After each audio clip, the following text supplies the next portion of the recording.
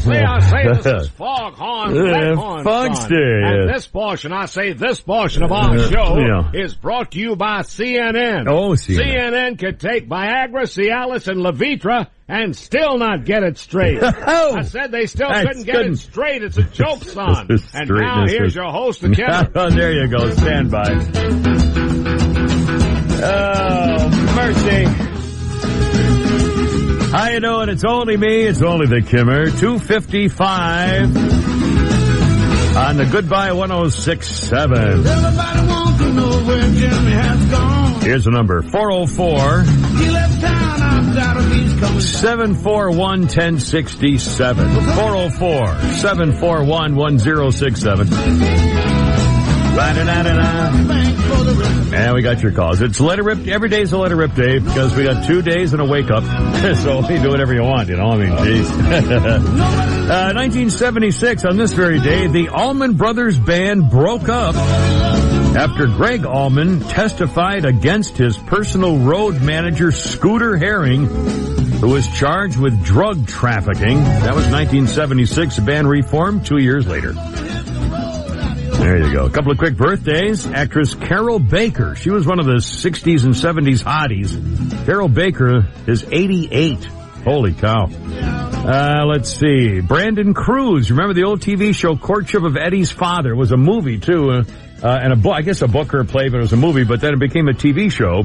And the little kid who played Eddie, and Eddie's father was Brandon Cruz. He's now 57. And actress Krista Miller. She was in Scrubs, the Drew Carey Show, Seinfeld. Real good-looking, funny comedian, a real pretty brunette woman. Krista Miller is 55 today. Man, go back and watch Baby Doll with Carol Baker. Talk about a creepy movie, but she was so hot. There was, they had blonde bombshells back then. That was the day of the blonde bombshell. Yeah, Platinum blonde. Tennessee Williams playing. It was. Yeah, Tennessee Williams is a little fruity there myself. I hold everything. It's only me. It's only the Kimmer. How you doing? But you can shut that thing on unless you want it on. Well, it was diffusing the aroma of aftershave. Of my granddad's aftershave. Yeah, the high karate. What's that, Old Spice or Canoe? Or high karate. Canoe. It's like that stuff. No, you know what it was? It's that stuff they give you when you were a kid and you get a haircut and then the barber splashes that crap on you. That's what it smells like. It's the stuff they put the combs in. I don't know. It brings back memories that blue liquid they put the combs in at the barber shop. Barber shop and Granddad. That's what it brings back. Thank you, Mike. Remember oh my God. I remember the first time as a kid when I got a haircut. And then the barber took off the little white gauze pad, you put a gauze thing around your neck and then put the sheet on you. He took the gauze pad off, and then he got some of that hot lather, and he lathered up the back of my neck to shave the back of my neck, and I was like 11 or 12, and I thought, whoa, man, this is cool. Oh, wow. I always used to that little machine they put that would buzz on your head, that would like put me in a dream state or something. God, the memories to think of when that changed your attitude about things. Isn't that funny? You felt like a man. Yeah, it was, well, man, it was just, I felt all grown up. I really did. How about the first time they didn't have to put that little bench thing in the stool chair? On the chair? Yeah, there you go. Because that's something when you're 7 or 8. But I mean, I guess I was probably 12. And he did that to my back. I shaved the back, man. I thought, oh man, this is just like Dad gets. This is really cool. God, 2:59. All right, how you doing? It's only me. It's only the Kimmer on the old Deep State. No bar. Goodbye 106.7. 404-741-1067. We'll have newsmaker lines and some old hits from the past. In fact, you know what? What the hell? How about I'm just kind of looking through our stuff here. Let's see how long that is. That's a personal question. That's a little long there. Let's see. Oh, here we go. Oh, no, hold on a second. My lucky star is giving me golden 259. Well, I tell you what, I was going to play some Charlton Heston Christmas music because we want to start getting into the religious artifacts here now that we're about to be taken over by the religious company Friday night. First, let's get to the phone. A newsmaker line coming up. Here's Joshua, Pete, on the old Goodbye 106.7. Hello, Joshua. How's it going? Hello. I hear nothing. Hello. Hey, Joshua. How you doing, brother? Good. How's it going, man? It's going great, Kimber. Hey, man, I just wanted to say I haven't listened to you since very long. Last October, I believe, I found you guys. And man, I wish it was wasn't going away, but you're up there in Georgia radio in my eyes with Neil Forbes, and I always got a good laugh out of the show. But I want to thank you for something you said a couple of weeks ago. Sending flowers to the mother of your children, regardless of your relationship with them. Yeah. I'm going to start doing that starting on my 9-year-old's next birthday. His mother and I, we don't get along. Co-parenting is very difficult. Yeah. But at the end of the day, that's my son's mother. Yeah. And I wouldn't have him if not for her. And I wanted to thank you for that. And wish you guys luck, man. Well, thank you, Joshua. That's very kind. We'll be something's going to happen. I just know it. We don't have anything yet, of course. So we don't have any plans. We don't have any future, but it'll happen. I'm so positive it'll happen. 301 Newsmaker Light coming up here in a second. This is National Burger Day. Oh, good. Do you have a favorite burger? What do you put on a burger? Yeah, that expensive Five Guys burger. Yeah, that $14 burger. Yeah. God. I like them, though. 301. All right, hold on a second. I'm going to talk about Mount Everest and a scandal under the snow that we're not, people aren't aware of. Trannies picked their potty in Pennsylvania, and weird stuff's going on. Hold on, there's the Newsmaker line, Pete. Let's use on the old Newsmaker line. Good afternoon. Good afternoon, Kimmer. This is Christopher Walken. Hey, Christopher, how's it going, man? How you doing? Well, I recently saw our old friend Mark Aram at Five Guys Hamburgers. He was at Five Guys Hamburgers? Yeah, Mark wasn't hungry. He just wanted to meet the Five Guys. Kind of like when he went to Men's Warehouse and they wouldn't sell him a man. Where are the suits? I'm all right now, but last week I was in rough shape. What do you mean? What rough shape? What? Well, last week my doctor wrote me a prescription for daily sex. Daily sex? My wife swears it says dyslexia. Hello? Guess who wins that one? It's so sad that you don't have a backup plan, Kimmer. Of course, the phrase backup plan implies you had an original plan that existed. You know, have a backup with no original. Yeah, I mean, times like these, I'm kind of glad I wasn't invited to the podcast meeting. What podcast? Look on the bright, the one you had in that Sunday that you didn't tell me about. That one. Remember that one? No, I don't actually know. Yeah, the one you had to run by Pete to see if I could. Oh, God, don't start on me. Your boss. But on the bright side, your boss is hosting a going away party for the New Talk 106.7 on Thursday. Going away on Thursday party, yeah. It's kind of like Harry Truman speaking at a memorial service in Nagasaki. Sorry about all the bodies and everything, yeah. It's kind of like Adolf Hitler opening a Holocaust museum, you know? You did everything. It's like O.J. Simpson showing up at the Goldman family reunion to say a few words. Yeah. I'd like to attend the Shannon Bird going away party. Oh, you would like to? But I'm not sure I want to sit through a 2-hour video on the miracle of compound interest. You know, I like free food as much as the next guy, but I'm not that keen on giving out my bank routing number in return for a hot dog, you know? I mean, is it true to get a free beer, you have to agree to be an Amway distributor? I don't think that. A lot of strings attached, I'm telling you. There could be some hidden. I mean, most financial advisors are for dinner at Ruth Chris, you know, not a hot dog and hamburger. Hey, how about that Mount Everest? Isn't it wild? Yeah, Mount Everest, babe. There's talk of renaming it Mount Freddie Mercury. Mount Freddie Mercury? Well, what do you mean, sir? Well, lately, almost everyone who's tried to climb it has died. Eventually. Very high note. Great on the show. Thank you so much. Christopher Walken, right? Why do you need my Social Security number for a freaking Miller Lite? I don't think that's the nature of the meeting. I'm pretty sure it's a party. I could be wrong. It could be one of those things where you get in and they lock the doors. You ain't leaving until you sign up for a course or something. I don't. I had a girl take me to one of those meetings once. Should I tell you this quick story? Yeah. She was a very attractive blonde girl, young woman, 22 or 3.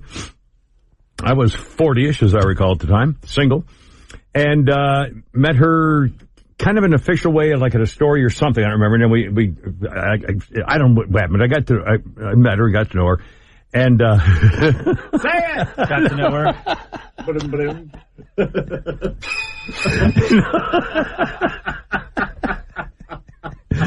And now I'm thinking about 9 different things with this girl and her roommate, and I've totally forgotten the reason I brought her up in the first place. Meeting. Oh, yeah, the meeting. So I got to know this girl, and we hadn't done anything. We had been out for a coffee or something once, and then she wanted me to go to this meeting of this group that she thought was really cool. And at the time, I didn't think anything of it and didn't know much about it. And we walk in, and it's one of those things where they close the door, lock the door, nobody gets out until you sign up for one of those courses of the guy on the stage, you know. You too can do exactly what you want in America. Yeah, whoa. And I'm going, whoa, you gotta be joking. And that was our first introduction of our first sort of date, was that because she was into this crap. I don't know if it was est or one of those, mind things. And she was really into it. And as soon as I got out of the meeting, because they were, the people who were members of this group were not invited to the new people group, So when they finally opened the doors and we walked out, she was all excited. Well, how'd you like it? Sure. Yeah, it was great. That was the end of that relationship. Well, after I got my just rewards. Of course. Well, I had to go to the meeting for her. Come on. There's sort of an implied, Yeah, I'm going to marry her. Yeah, I love her. And you know what the funny part of it is? Oh, there's a funny part? There's a funny part. It turns out, she told me at the end of everything that she and her very attractive roommate, female, were also sort of experimental caressers. Oh. So that was fairly interesting. Okay, all right, 307. You'll have to pardon me, ladies and gentlemen, now that we're coming to the end of our rainbow. Strange things are popping into the old memory lane here. All right, hold everything. Let's get to Eddie. We got Chuck and Pam. Hey, Eddie, you're on the radio, man. How's it going? Welcome aboard. Hey, how you doing, Kimmer? Great, man. What's up? Hey, a couple of comments. What are the advertisers going to do with your show? You gotten any feedback? I don't have any idea. If they're advertising on other radio stations and would like me to help them out, I'd love to do it. But I can't imagine that, most other radio stations don't want anything to do with the guy who's on another station. So I don't know. I guess they'll be just do other things. Yeah, the other thing I was thinking is, do you think there'd be some kind of reprieve the last minute? Like if you and everybody, all the other guys made comments like spiritual comments like, oh, hark, here's another caller. Or, hallelujah, it's Bill on the line. Heavenly Father, we have another caller on too, Pete. That could work. I don't have a lot of confidence in it, but it's possible. Hold on, it's Pam and Chuck's coming up. Pam on 309, really. Hey, Pam, how you doing? What's going on? Camera. Yeah, baby. You're the sweetest, but I do, appreciate you, and I want you to keep going, and anything I can do. You know what, man? I feel like you're my imaginary big brother. Okay, all right then. Or cousin or something. Right. I just love you guys. Well. I just want you to do well, and if there's something I can do, let me know. Oh, okay? That's very sweet. All right, sweetie. No problem. 309. Hold on, Chuck. You're next. First, we got a little Heaven Express Loop traffic to be checking on here. It's Matt Orr. Hello there, Fun Sleekers. This is Ludlow Porch. This portion of our show is brought to you by your mama. I want you to call her this weekend and tell her to stick it where the sun don't shine. And now, here's your host, the Kimber. All right, hold everything on. Stand by 312. Hold on there, Chuck and Nancy. Be right with you. on the old Goodbye 106.7. 2 days and a wake up. It's all good. Something good will happen, I know it. Gladys Knight's birthday today. Gladys Knight is 75 years old. Good for you. 1998. What a sad day this was, Pete. Actor Phil Hartman shot to death while he slept in bed by his wife, Bryn, who then killed herself. Phil Hartman was 49. One of the great comedy actors. I mean, just... What a renaissance man. He designed album covers for Steve Miller and other great bands. He was amazing. He was I don't think he ever did a bad role. Even his silliest, most sarcastic, like his commercials for Colon Blow, where he, stacks of the cereal made out of nuts and bolts. It was the best. That's right, baby. I'm done with you. Yeah, he was. So I married an axe murderer. He played a park ranger named Vicky. But everyone here calls me Vicky. What a shame. And she was just, I guess, a psycho, and she killed him while he was sleeping, and then she killed herself. Brutal. He was 49 years old. 313. It's only me. Here's the camera number to call. 404-741-1067. 404-741-1067. 314. Here's hold on, Nancy. Here's Chuck. Let's see what's up, Chuck. How you doing? Welcome aboard. Kimmer. What's happening, man? Hey, listen, first of all, I want to tell you that just like marriage, I really thought your show would last forever. Oh, So, but now that we're here, that we're here, there's something that I've been a loyal listener since I moved to Georgia 5 years ago and found you. I always wondered, where did you get, it's only me, it's only the Kimmer? I know that's not big time. Well, no, actually, it's silly. As a child, I remember the TV show Dobie Gillis, The Wonderful World or Adventures of or something of Dobie Gillis, and his next door neighbor or his friend neighbor was Maynard G. Krebs. And whenever Maynard G. Krebs would come and knock on the door, Dobie's father would answer the door and open the door, and he would say, "Oh, it's only you, Maynard." And so, for some reason, that stuck in my head as just a humble way of saying, well, it's me, but, I'm just here. Don't worry about it. It's only me. I don't want to interrupt anything. It's only me. And now, honestly, that's all I can think of. As a kid, I remembered that. And for some reason, I thought it was amusing. And that's how I started. I've been saying that for 30 years or more, I guess. Well, we appreciate you and we love you. And, it's too bad this all over, but we'll find you somewhere, and God bless. Thanks, Chuck. I appreciate it very much. Again, we're talking about things, and if we don't get another radio gig, we're definitely going to do a podcast. In fact, now this is our last week. And by the way, hold on, Nancy, be right with you. But let me I'll give you an out loud rumor. We just got an email today that our big local boss is having a going away party Thursday night or Thursday afternoon, over across the street, to say goodbye to the staff. So the rumors are rampant everywhere around the building here, whoever's left, by the way, saying that, well, they're going to tell us at the meeting that not come in Friday, it's all over, we've already had our last day. Which doesn't make a lot of sense to me, because if they were worried, the reason a company would do that is so you don't do something on the last day that gets them in trouble. Yeah. However, we've been on the air for 3 months since we found out in February. So, if they've trusted us for 3 months, what the hell's the difference? Plus, there's always a dump button or a transmitter shutdown. Nobody's going to screw up their radio career. It'd be ridiculous to do something on the last day. But that's the only reason I could think of why they would say, well, it's over, we're done, let's just forget the whole thing. Reasons. Yeah, there might be, in case something happened we don't know about, liabilities or insurance things with a new transmitter signed up. I don't know. I'm saying that's the rumor. I don't believe it. I think we'll be here Friday. But the rumor is that they're going to tell us to not come in Friday on Thursday nights at the thing. I don't know, because we'll be on air. We won't be there. Get together. Yeah. So anyway, all right. 3-7. I'm just telling you the rumor. I don't think it's true, and I'm just passing. Who on Dobie Gillis always used to say, "Good stuff, Maynard. Good stuff, Maynard." Oh, is that his little lesbian girlfriend? I don't know, but it's stuck in my mind. I've been saying that for 30 years. Remember. Good stuff, Maynard. I don't know. I bet that was his little sort of lesbian girlfriend, a little dark-haired, an actress. She went on to do other stuff. Yeah. Here, Nancy's up top there, Pete. Hello, Nancy. Welcome aboard. How you doing? Hey, Kimmer. I've called you before. I'm Nancy, first-generation American, born on the 4th of July. Outstanding. Yes, ma'am. Absolutely. Yes. I want to thank you so much. You've been so great, and I mean, you make so many women's hearts beat faster. And when you're older, you have to worry about it. I find that very hard to believe. That's because you can't see me. No, I can't see you. I looked at your picture and I went, oh my God, that's just wow. It is just a wow. You're such a good man. I mean, and you make me laugh so hard.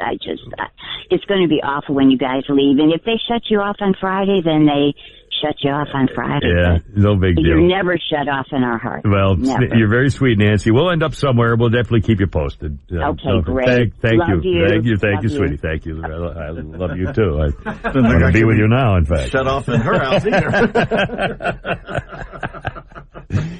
Oh, okie dokie. So I'm trying to fiddle with it. I couldn't get it off. Fiddling with it. I couldn't get it off. I kind of snapped it. I think I broke it. See, you're too late, Nancy. Where were you when I needed you? Here's Steve on the old Goodbye 106.7. Hello there, Steve. How's it going? All right, Kimmer. I'm tired of all this damn mold and talk about, well, when you're gone, you're just changing. That's all you're doing. That's true. I don't buy that crap. You guys will land on your feet. Anyway, I was thinking about the Dobie Gillis show, and I wonder if any of you guys remember what happened when a certain word was said in front of Maynard, what he would do. Oh, man. Whenever they said W-O-R-K, he'd say, work. I don't remember that. That or not, but he'd say, work. Every time somebody would say, you need to get a work, and he'd go, work. Yeah, I remember. Anyway, that was a funny little show. I don't remember that stuff. It's a funny things you do remember, but I remember that was my first introduction to a beatnik. You know, yeah, really. And Dobie's girlfriend was named Zelda. Zelda, that's what it was. Had a ponytail. Yeah. And Dobie was always in the park, sitting on a park bench next to a big statue of Rodin's The Thinker. Right, right. Over. That was a good show. Oh, man. But yeah, I'll be looking forward to your guys' next gig. Thanks, Steve. We'll figure out something. Thanks, man. Yep. I appreciate it. 320. You know, when I saw my first hippie, my first real hippie was when I was in court. I got caught driving an uninsured, unregistered automobile. I think may have told you the story, and went to jail. Lost my license for a year. And when I went to court, my parents had to come down and take me and go to court. And the first case, while I was sitting in the court ready to go to my case, the first case was a hippie on a drug charge. He was barefoot, long, scraggly hair. I mean, he was a beatnik hippie freak, and that's the first one I'd actually ever seen in person. This was, the early 60s or something. Every time my grandmother from Little Rock would come in town, she'd make Dad drive us all down to Peachtree and 10th in front of a barber shop, ironically, where all the hippies hung out, and she'd buy a copy of The Great Speckled Bird from the really? Out of the car. Yeah. Look at these guys, son. Well, it's an introduction to life, you got to grow up. 320. Hold on, I got your calls. Guards, myself included. My name is John Johnson, but everyone here calls me Vicky. Phil Hartman. Having Express Loop traffic. It's Matt Orr. Hello there, fun fleekers. Oh, we just played Ludlow Porch. And this portion of our show is brought to you by... This is Jerry Grant, and now here's your host, a man who used to beat the women off with a stick. Yes. Now now it's just him and the stick. All right. Here he is, the Kimmer. Thank you so very much. 324, how's it going? It's only me. Hold on there, Rick and Gary and David, and Double Davids and Gary, Double Garys and Double Davids. Oh my God, Pete, this could be a first. We have Double Davids and Double Garys. I don't think I've ever said that on the radio. Oh, a tribute to the final week. John Fogerty, 74 years old today. Little CCR there for you. And this day in 1977, you may remember the Beverly Hills Supper Club in Southgate, Kentucky. 1977 had a terrible fire. 164 people died and more than 130 were hurt. Among those who barely got out of the Beverly Hills Supper Club fire was John Davidson, the singer-actor who got out, and then he stayed to help the other victims get out, too. So close. What did you think it was? Elvis? No, that he got out. Oh, they got out. He was one of those guys back in the 70s. He had the great hair of the 70s, like Ted Danson and Glenn Campbell and John Davidson. And he was a recent guest on the amazing, colossal Gilbert Gottfried podcast. Oh, are you serious? Yeah. And he sang. Oh, my God. Did you see a video of it? He's still got his hair? Or is he? Because he's got to be 70 It's all now. gray. It's like a silver mane. And he still got it? And he sang an lucky bastard. off-color song where he cussed. Really? John Davidson? He was the John Tesh of the time. I mean, just a goody two-shoes. Oh, man. In fact, didn't he work with former Miss America or something on his John Davidson show? Well, he was on That's Incredible with Kathy Lee Crosby. Kathy Crosby. There were two of them. That was not the Bing Crosby's daughter, but Joe Theismann. Joe Theismann's ex-wife or wife. Yeah, Kathy Lee something. 320. Kathy Lee Crosby. I think. I don't know. All right, hold everything. Who cares? 326. All right, hold everything. Now wait a minute. We got another Dobie Gillis. David. First David 1 on 3. Pete. We'll wrap this old Dobie Gillis thing. Hello, David number 1. How you doing? Hey, David. Doing great. I mean, I'm David. You're I forgot for a second there. Go right ahead. I'm nervous. Don't worry about it. Yes, sir. You told that story about how you started saying it's only me, it's only Cameron. Yeah. I remember Dobie Gillis, big fan of that show. And, yeah. I wanted to let you know that the little girlfriend you were talking about, the lesbian girlfriend, I never realized that when I was little. Oh, either did I. I had no idea until she grew up. Until I grew up. Yeah. Her name was Zelda Gilroy. Yeah. You remember? And when every once in a while, Maynard would philosophize and say something kind of deep on that show. Yeah. And that was Dobie, his buddy Dobie, the star, would say, "Good stuff, Maynard, good stuff." So, anyway. Well, thanks for the memories, David. Now, Pete said there also came up with something else, too. Yeah, Moon 5 says it's from the Ovaltine's commercial in the 80s. But we didn't. I don't remember that. We didn't drink much Ovaltine here in the South. I don't think I saw that in the South in the 80s. We were quick kids. Hold everything. Let's do Gary on 2. We had double Garys and now we have triple Davids. Oh my God! Gary 1. Hey Gary, on the radio, man. How's it going? Hey, what's going on, man? Yes, sir. What's up, man? Hey, question for a bunch of us out there. There's a little get together on Friday. Are you going to be able to get there? I doubt it very much. I think it'd be probably impossible. Because we're going to be late Friday leaving here. Now I'm going to be at the big Tex party sometime late Saturday afternoon, and then I'm going to the Gossett Newsmaker Line show at Swan Coach House that evening. I can't stay for the whole show, but I'm going to go just make an appearance. So I'm making 2 shows on Saturday. But he's got a Bell Jet Ranger if we need to get you there in his helicopter. Well, I think people will be fine without worrying about the Kimmer being there at a Friday night party, believe me. And I'll be going to a bunch of Newsmaker Lines. Even if I don't stay for the whole show, I'll at least go so I can show up and say you hi. You are the party. No, yeah, right. 328. All right, hold on. Speaking of the Newsmaker Line, here's David number 2. David 3's coming up later, and another Gary and Rick. Hello, David. You're on the radio. What's up, man? How you doing, Kimmer? Yes, sir. What's happening? Oh, I laugh every time you do that Newsmaker Line. Me too. And I love it. Thanks. We all do. You guys are going to be missed. Well, thanks, man. We'll figure out something. I appreciate it. Hold everything now. Let's see. Keith, up on top. Rick's been hanging for a while. Hello, Rick. You're on the radio. What's up? Hey, what's happening, Kimmer? Yeah, just sitting around, man, having fun. Awesome, man. So honored to talk to you. I've been a fan since the GST days. Oh, thanks. That was fun over there, WGST. Oh, yeah. Yeah, it was always a blast. So, I just can't help but think that all you guys are going to wind up back together somehow. Hopefully it'll be sooner than later. Yeah, we're working on it. We're working on it. Yeah, awesome. I've got a question. Probably a couple of weeks ago, you were going to tell your favorite Keith Jackson story. Yeah. And I missed that. I told it, didn't I? Can I get a recap of... Yeah, I'll retell it very, very briefly because I don't want them clicking off if they've already heard it. I was running a station and he was giving a live speech as part of a tribute to an NFL something or other. And it was a live audience, carried it live on my radio station, and there was about 300 people at the Ritz-Carlton, wherever it was. And he was giving a speech about a new company being formed, and one guy said, I'll be president of the company. The other guy said, I'll be CEO. And the third guy says, what'll I be? And they said, we'll make you vice president in charge of sex and music. He said, sex and music, what do you mean? And Keith Jackson said on the air, on the radio live and to this address at this fancy place, he said, sex and music, yeah, that means if we want your blanking advice, we'll whistle. And he actually said the word on my radio station as I was driving along in a news car, and I heard it and started laughing like crazy and then said, wait a minute, you just said that on the radio, and we never got one single complaint, not one. I couldn't believe it. Anyway, that's the Keith Jackson story. Wow. I've never heard that story, but his parents lived across the street from me growing up in Bremen. So, no kidding. Cool. Yeah. Outstanding. So, anyway. Rick, thanks, man. Thanks for calling and the good thoughts, and we'll figure out something. 3:30-ish. All right, here's Gary. We got our Double Garys. Hello, Double Gary. How you doing? This is me. This is Gary. I have the recording studio that I offered to you guys. Oh, well, we may. Yeah, we're kind of floundering at the minute to see what we're doing, but that may be perfect. Now we know you may have the perfect basement. I'm just saying right now. Thank you so much.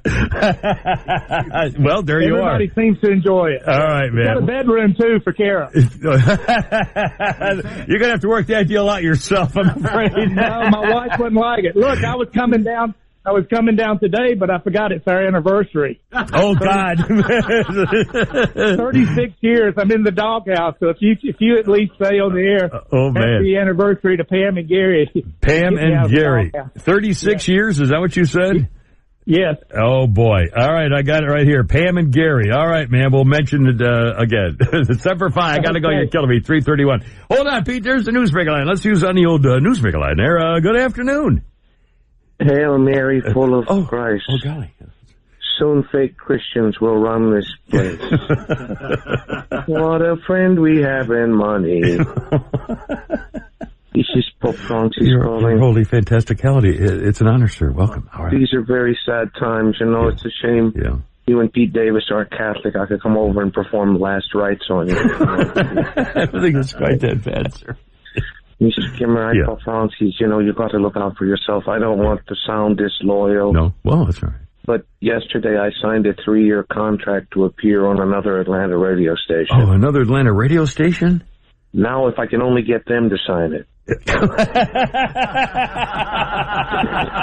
could just do that. You're signed and ready to go. I'm doing good, I think, yes. There is that one drawback, I guess, when you think about it.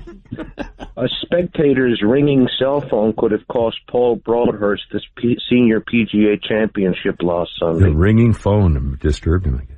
I'm sorry, a ringing cell phone is when somebody calls and they promise to return your call. Instead of blowing you off and leaving you hanging all over again. And then you sit back and think you don't have to do anything because you don't have a backup plan or an original plan for the backup. Keep waiting for something to happen. I don't know. When that happens, when somebody calls, you hear this distinctive ringing sound. Perhaps you've heard it from a distance on other people's phones that weren't yours. Other people walking with this ringing sound. According to a report, Mr. Cameron, Memorial Day is America's drunkest holiday. Really drunkest holiday? Wow. Well, second drunkest if you include producer Carrie's birthday. I wish I could attend the Shannon Burke going away party on Friday. You can't make it Friday, yeah, Shannon. No, so Holy Father, how would you like on your hot dog? And have you considered a variable annuity? There's some exciting opportunities in the emergency bond market. I'll tell you about if you'll step over here to our booth and learn all about the tax advantages of real estate investment trusts. I don't think it's all business. Sounds like a barrel of laughs to me. You know? Sorry, I'm going to be missing that. Yeah. How about those interest rates? Aren't those interest rates something there? How about those? Yeah, hey, how about those wacky derivatives, you know? How about those managed futures? I think sensational. I mean, that commodities, man. I'm laughing.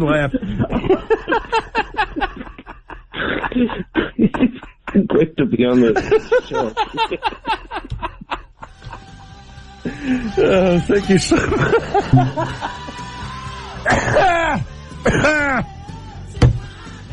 Ay. I hold everything. We're going to play some old Newsmaker Line stuff, too, because we won't be here at Christmas. I may play some Christmas carols or something coming up. 3:35, Traffic and Jacob and Lighthouse Jim coming up, too, with the Kimmer and more Newsmaker Lines on the Goodbye 106.7.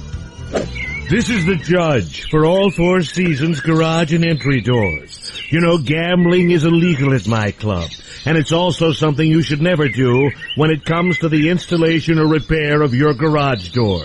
That's why you should call All Four Seasons Garage and Entry Doors. Hey, Judge, let's go while we're young. You mind, sir? I'm trying to tee off. Visit their gallery today at allfourseasonsgarages.com. 3:36. Thank you, Judge. It's only me. It's only the Kimmer. It's very nice to have you aboard with us on the Goodbye 106.7. 404-741-1067. Saluting my most loyal and longtime sponsor, the Quick Weight Loss Center, and the program that I first got involved with almost 30 years ago. And again, I freely admit, I was always athletic. I used to run 12 miles a day and lift weights and all that kind of stuff, marathons and everything.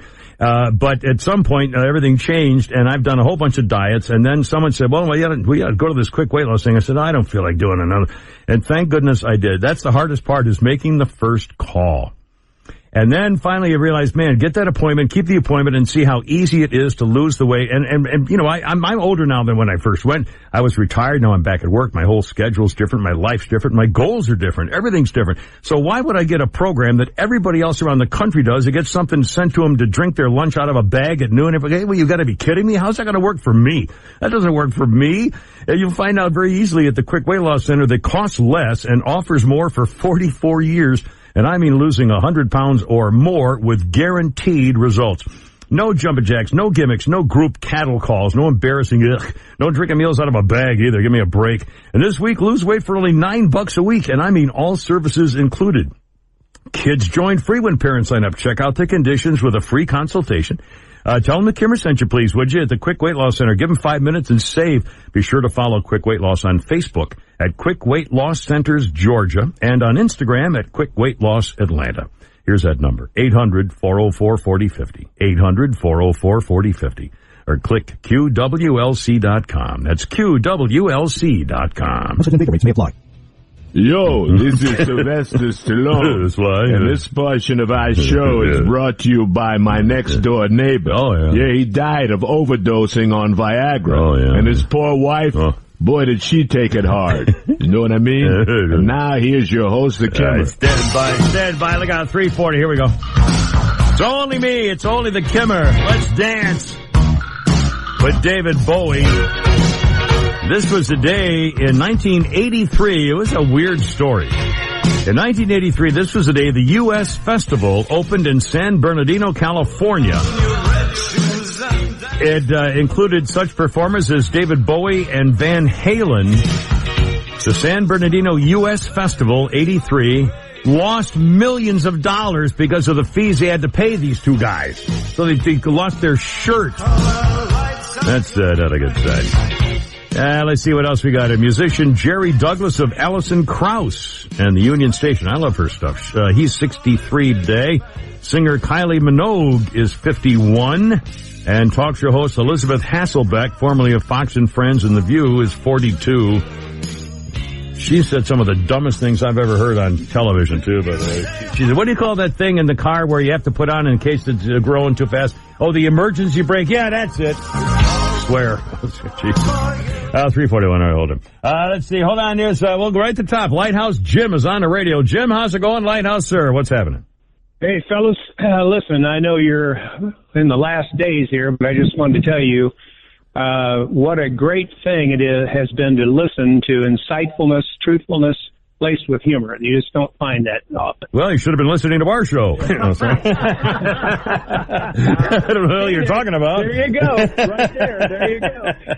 Hey, I really appreciate you guys, and you're worth every dime of any kind of podcast you put together. I'm sure on board. Well, you're very kind, Lighthouse Jim. I appreciate it. Again, we're, and in fact, I mentioned something else. Pete and I were mentioning today, too, and, you know, our last day, as far as we know, is Friday. Now, there's a party for us, apparently, a going away party on Thursday night across the street, and although usually that just means whoever salespeople are left goes on and had a few beers because we got stuff to do.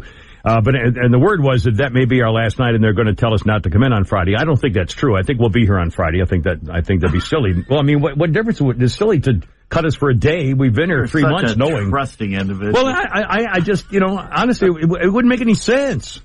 I mean, what sense would it make? They have to fill something, and I don't know. Anyway. Anyway, the point was an out-of-state company to buy up a local radio station and then claim, and the government give a seal of approval that they're serving the local community. Right. Well, it's all a crock. It's in the FCC, the rules are the station must serve, quote, the public interest, convenience, and necessity. That's the quote. Anyway, so Pete, we were talking today here in the van down by the river, and Pete said, do you want to do anything special for Friday? Assuming we're out on Friday, do you want to do anything special Friday? And I said, I kind of wimbled a while. I said, and then Pete said the same. Said, what the hell? Why should we do it? We don't want to do a good. We're not going to do a goodbye. I mean, because I don't think my life's over, and we're going to do something somewhere. Something's going to happen. So, we're not. I'm not putting together a final farewell and wishing all the. I just don't. I'm not going to do that. Because that's an end. There's no ending. The sun's coming up the next freaking day, and I'm still going to go play with my horse. So, there's a couple of things that are changing. Just when I think you've said the stupidest thing ever, you keep talking. Thank you. All right, hold everything. Jacob, then Jimmy, and Maga Steve. Hello, Jacob, you're on the radio. How's it going? Hello, Kimmer. I just want to be up front here. This is my first time I've ever called into any kind of radio station, so if my voice is a little shaky, that just means I'm nervous. That's okay. I'm nervous as well. You take your time and everything's good.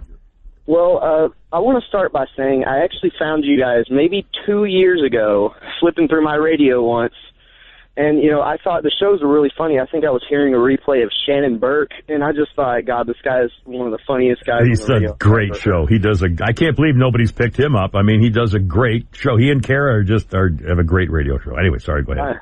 Yeah. It was at the time I was actually transitioning between listening to modern music and old music. So when I was listening to modern music, I was also hearing, Mr. Shorty Democrat guy, Mr. Bert up there. Oh yeah, Bert Weiss, yeah. And then I lost you guys. I didn't remember the name or anything. Then I lost you guys. And so last December, I was flipping through again. I was like, you know what? I wonder if I can find this radio station again. So I looked, and I found you guys again. So I remembered the station, and I put it in my memory. And I've been listening to you guys since the end of last year all the way up to this point, and I'm just really sad to see you guys go, especially since this is a good, conservative radio station. Yeah, the last live local one. I mean, there's other conservative talk occasionally, but this is the last fully live local conservative station in this part of the country, which is really depressing when you think about it. But it's sign of the times, Yeah, that really sucks. They silence the voices that are speaking out. Yeah, that's what's happening. That's why the Democrats are all talking impeachment now. Even Pelosi's talking, and now this is the tide is turning for this. It's like a momentum thing. It doesn't really make any sense, and it's not real, but it's happening, and we're kind of going with the flow of it. So anyway, I'm just floundering. We'll figure out something, Jacob, either a podcast or radio somewhere, or streaming or whatever. But we're not dead yet. Anything you decide to do, I'll probably end up finding you again, and I'll be on 100%. Well, Pete tell me where your Pete does a sports podcast. What do you, a couple times a week maybe, or what do you do? 2 or 3 times a week, Holy Crap at Sports. And where do you get that? Where do they find it? Oh, hell, you get it on iTunes. You can get it on our Facebook pages, on my Twitter page, at Pete Davis 1. I mean, it's all over the place. Okay. Stitcher. And also the Kimmer Show Facebook page, Jacob, we'll be putting, information on that every day or whatever. Buzzsprout. My webpage is on Buzzsprout. So yeah, go there. Okay, there you go. Excellent. Yeah. Thanks, man. I appreciate your nice comments, and we'll be somewhere. 347. Maga Steve, then I want to talk about this Gillette thing. Maga Steve, man, how you doing? You're on the radio. Hello. Hey, Kimmer. Yes, sir. Hello. I wanted to call you up and let you know that you mean a lot to a lot of people out here. My dad split when I was 10 years old, and it messed my head up, and it set me on a real bad trajectory with my life, and I was floundering as a young male. But I found talk radio, and I'm not kidding. I was basically raised, taught, what it means to be a man by you and Neil Bortz. So, you mean more to a lot of people out here than you will ever know, and I guess I'm like the son you never knew you had or something like that. I don't know. Man, what a nice thing to say. Jeez, wow. I mean, that's I had to call you and let you know about that before you went off the air. 'Cause, I know I'm going to hear you again. You're not giving up. I understand that. Marines don't give up. We just go to hell and regroup. Don't die. But I love you, man. Thanks, man. And I can't wait to find out where you're going so that I can keep listening. Appreciate it. Steve, my son, I appreciate that. That's very good. What a nice thing to say. 348. Let's get to Jimmy now. Jimmy, I just saw an interview on CNN where the little embarrassment from Westminster, Brooke, what's her name, was interviewing the guy who's doing the Gillette TV commercial ad for the transitioning female to male and wants to learn how to shave now that daddy's teaching his former daughter, now a son, how to shave with Gillette or something or other. What do you think? I haven't seen it. I ain't heard it. And it's kind of like what they talked about on Mike's show a little while ago. Why are we kowtowing to the smallest group of people in our country constantly? Yeah. It starts to drive us nuts. Yeah. And not only that, have you heard of what's happened in Pennsylvania? The Pennsylvania Supreme Court has ruled that in this particular school district, Boyertown School District, that any student can use any bathroom or locker room depending on whether they believe they feel like a girl or a boy. That's getting ridiculous. Yep. We've already seen the transactions of that with guys getting caught going in there doing goofy whatever. Yep. It's just... I can't understand it. Here's what they say about it. They say the lower court ruling, the actual court unsigned order means that the laws as it is stayed will stay. The policies the court said the policies for not allowing transgender kids to use whatever they want could cause more harm to the transgender students than anybody else. And they said that when the transgender students face discrimination, the risk to their well-being cannot be overstated. It can be life-threatening. So because a minuscule amount of people are threatened by not being able to go to the bathroom they freaking feel comfortable in, that would take precedence over all the other people? What about the right of privacy? How many times do I scream about the biggest issue in the world today is privacy? What do liberals talk about all the time? Cultural appropriation. Yeah. Okay, if you have a penis and testicle and you sashay around claiming you're a woman, that's the most appropriation I can think of. Now, what's even worse here, though, is the fact that this is not just you. This, again, Boyertown District in Pennsylvania. Their Supreme Court ruled that a kid can go to any bathroom or any locker room. That means a 15-year-old boy, a sophomore in high school, can waltz into the girls' locker room to change for sports? That's what that means. The students in the Boyertown District will be allowed to use the bathroom or locker room aligned with their gender identity. Not what is, but what they believe, what they want. Any locker room.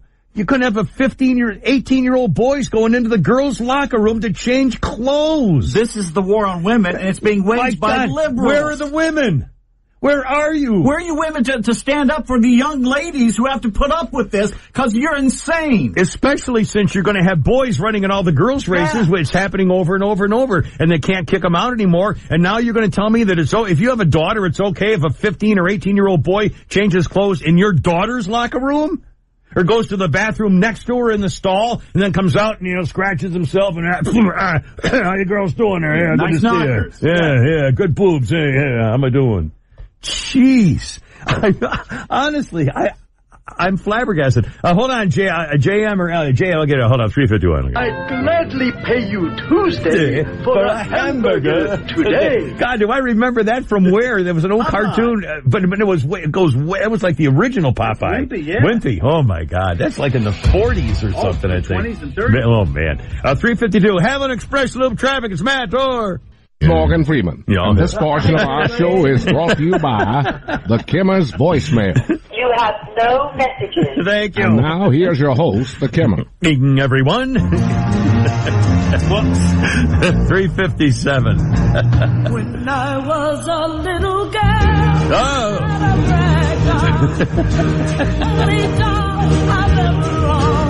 I love her, You Better Be Good to Me. That's one of the greatest songs. I love Tina Turner, You Better Be Good to Me. This one I don't like at all. But the reason we're playing it is because on this very day in 1966, Ike and Tina Turner released River Deep, Mountain High. I can see her up there dancing on the stage now. The woman could move. Had some wheels. What's that? Here we go. I'm playing the one you like. We're talking. Now I loved it. I just love the beat to this thing. You better be good to me. I mean, it's just,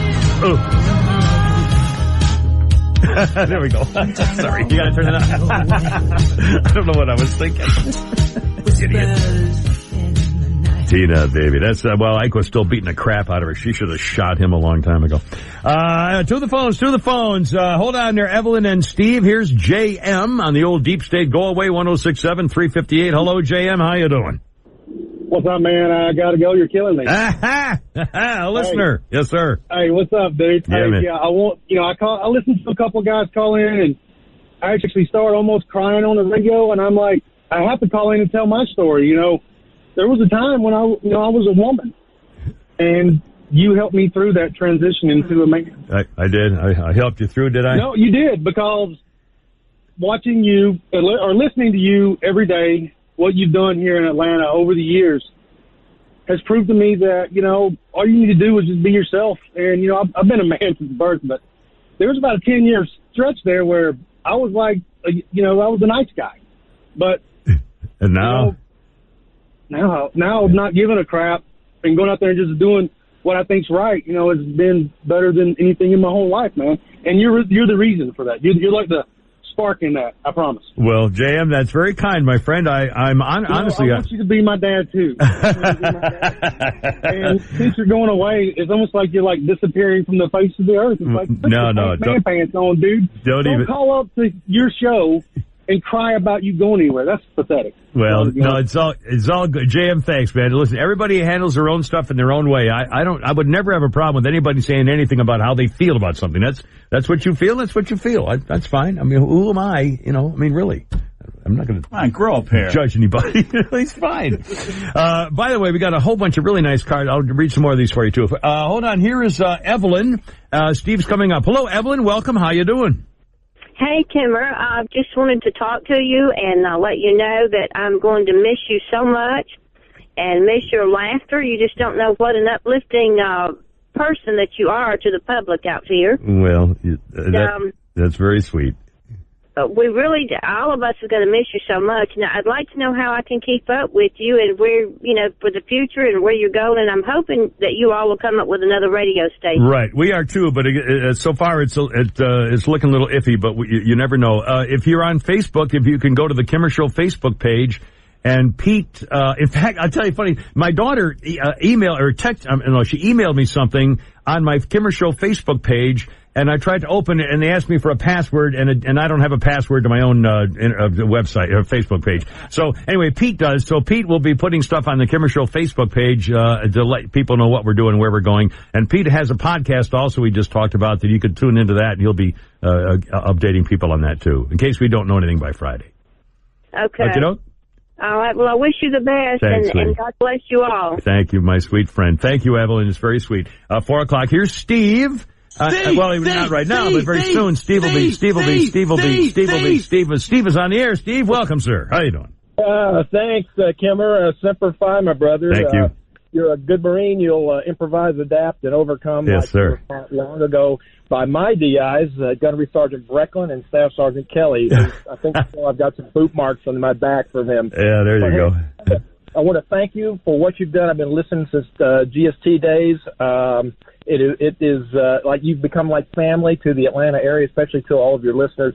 I want to also thank you for years ago when my mother was very, very sick, going through radiation and chemo. We would be driving back home, and I want to thank you for allowing me to explain to her what Gula Galanga Manga and various other body parts. And she would just chuckle and laugh. And one last thing to Snake, he and I played on the same senior baseball league years and years and years ago, and Snake made one of the greatest over-the-shoulder catches. Thank you. Because I sucked all year until I made that play. You remember it, too, don't I you? remember that. It was awesome. I think I was over at Henderson High School or something, but it was... Oh, He was man. awesome. I would love to play senior baseball. God, I'd love My baseball. bat had gone away by that point. Yeah. Man, but, Well, anyway, Steve, thanks for the memories, man. I'm glad you were with us all that time. you know who else was on that team? Who was on that You'll team? love Sean Hannity and Tom Clark and Crash Clark. Crash Clark? Oh, my God. Is he still around here? Crash is doing it's big time 11 Alive. 11 Alive, yeah. Oh, you know, I never watch 11 time. Dead or Alive. I never watch him. You'll see him here every now and then as well on some of the radio stations during the holidays. And Tom does his own production stuff, so he's Isn't still doing he in commercials. TV and commercials? Yeah. In fact, wasn't he in, not Seabiscuit, but the other one? Secretariat. He was in played that. the announcer at the track, or the broadcaster at the track, if I'm not mistaken. 403, Newsmaker Line's coming up here in a second. I'm going to talk to you about a heroism award, and well-deserved, to Riley Howell, who was the student at the University of North Carolina, Charlotte, who tackled the gunman and got killed for it. 21-year-old Riley Howell, a member of the Army ROTC, Reserve Officer Training Corps, ROTC. Well, he died being a hero, and his family has now received a Purple Heart and a Bronze Star from the Army for his heroism, although he was not in the military. And I don't know whether that's ever been done for an ROTC member. I don't know. He's definitely a hero. The family deserves all kinds of stuff, but I don't know whether I have a problem with giving a Purple Heart and a Bronze Star for military heroism to a student who was not in the military. But ROTC, I don't have a real serious issue with it, but I'm curious whether it's ever been done. I don't think I've ever heard of it.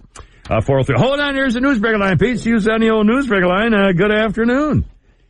Yo, absolutely. This is Sylvester Stallone calling. How's it going, man? How you doing? What's up? Well, I'm all right now, but last week I was in pretty rough shape. Well, what happened, Sly? What do you mean? Well, I went to an Air and Space Museum. There was nothing there. There's nothing there, ladies and gentlemen. I had a guy come up to my front door and try to sell me term life insurance yesterday. We're at the front door to sell term life insurance? I said, hey, look, buddy, if I wanted high-pressure sales tactics, I'd attend the Shannon Burke going-away party on Friday night. Ted Jenkins. Where financial advisors are standing by to review your portfolio and mine as much personal information as possible under the guise of a going-away party, all right? I don't really think that's what they're doing, sir. At least Merrill Lynch offered me a steak dinner at Bones instead of a hot dog. You know? A toaster or something. You know, as a big baseball fan, I was sorry to hear about the passing of former Boston Red Sox Bill Buckner. Bill Buckner died, Yeah, he is a whole man whose entire life was marred by one major screw-up. One major screw-up, Yeah, as opposed to radio management where multiple screw-ups lead to multiple promotions, if you know what I mean. And that's part of the Cumulus Fail Forward program. You know, where the morons who ran you into bankruptcy are kept on as consultants. Makes a lot of sense. You got me there. Yo, Robert Kraft's surprise appearance at Game 1 in the Stanley Cup Finals last night, Kimber, led to a lot of gasps and uncomfortable stares, but Kraft didn't even look like he gave a flying puck. Hockey games. Moving along. Keep going. I hope it's just 2 more days at this point. You know? How about pulling the plug tonight? Right? Yeah, screw it. We're out. Oh, great. It's over. Lawyers for Robert Kraft are claiming surveillance of his spa visits violate his constitutional rights, you know? That's right, As opposed to, say, illegally taping the Jets practice. Robert Kraft refused to make a plea deal. He says he won't settle for anything less than a full release. Which is pretty much the issue. I don't know. Yeah, I heard he went off unprosecuted. I guess they want him to reenact the crime. I don't know.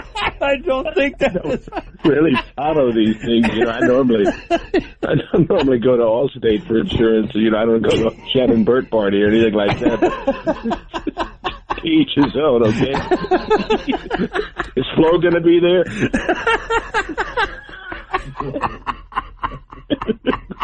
Is the Mayhem guy going to be there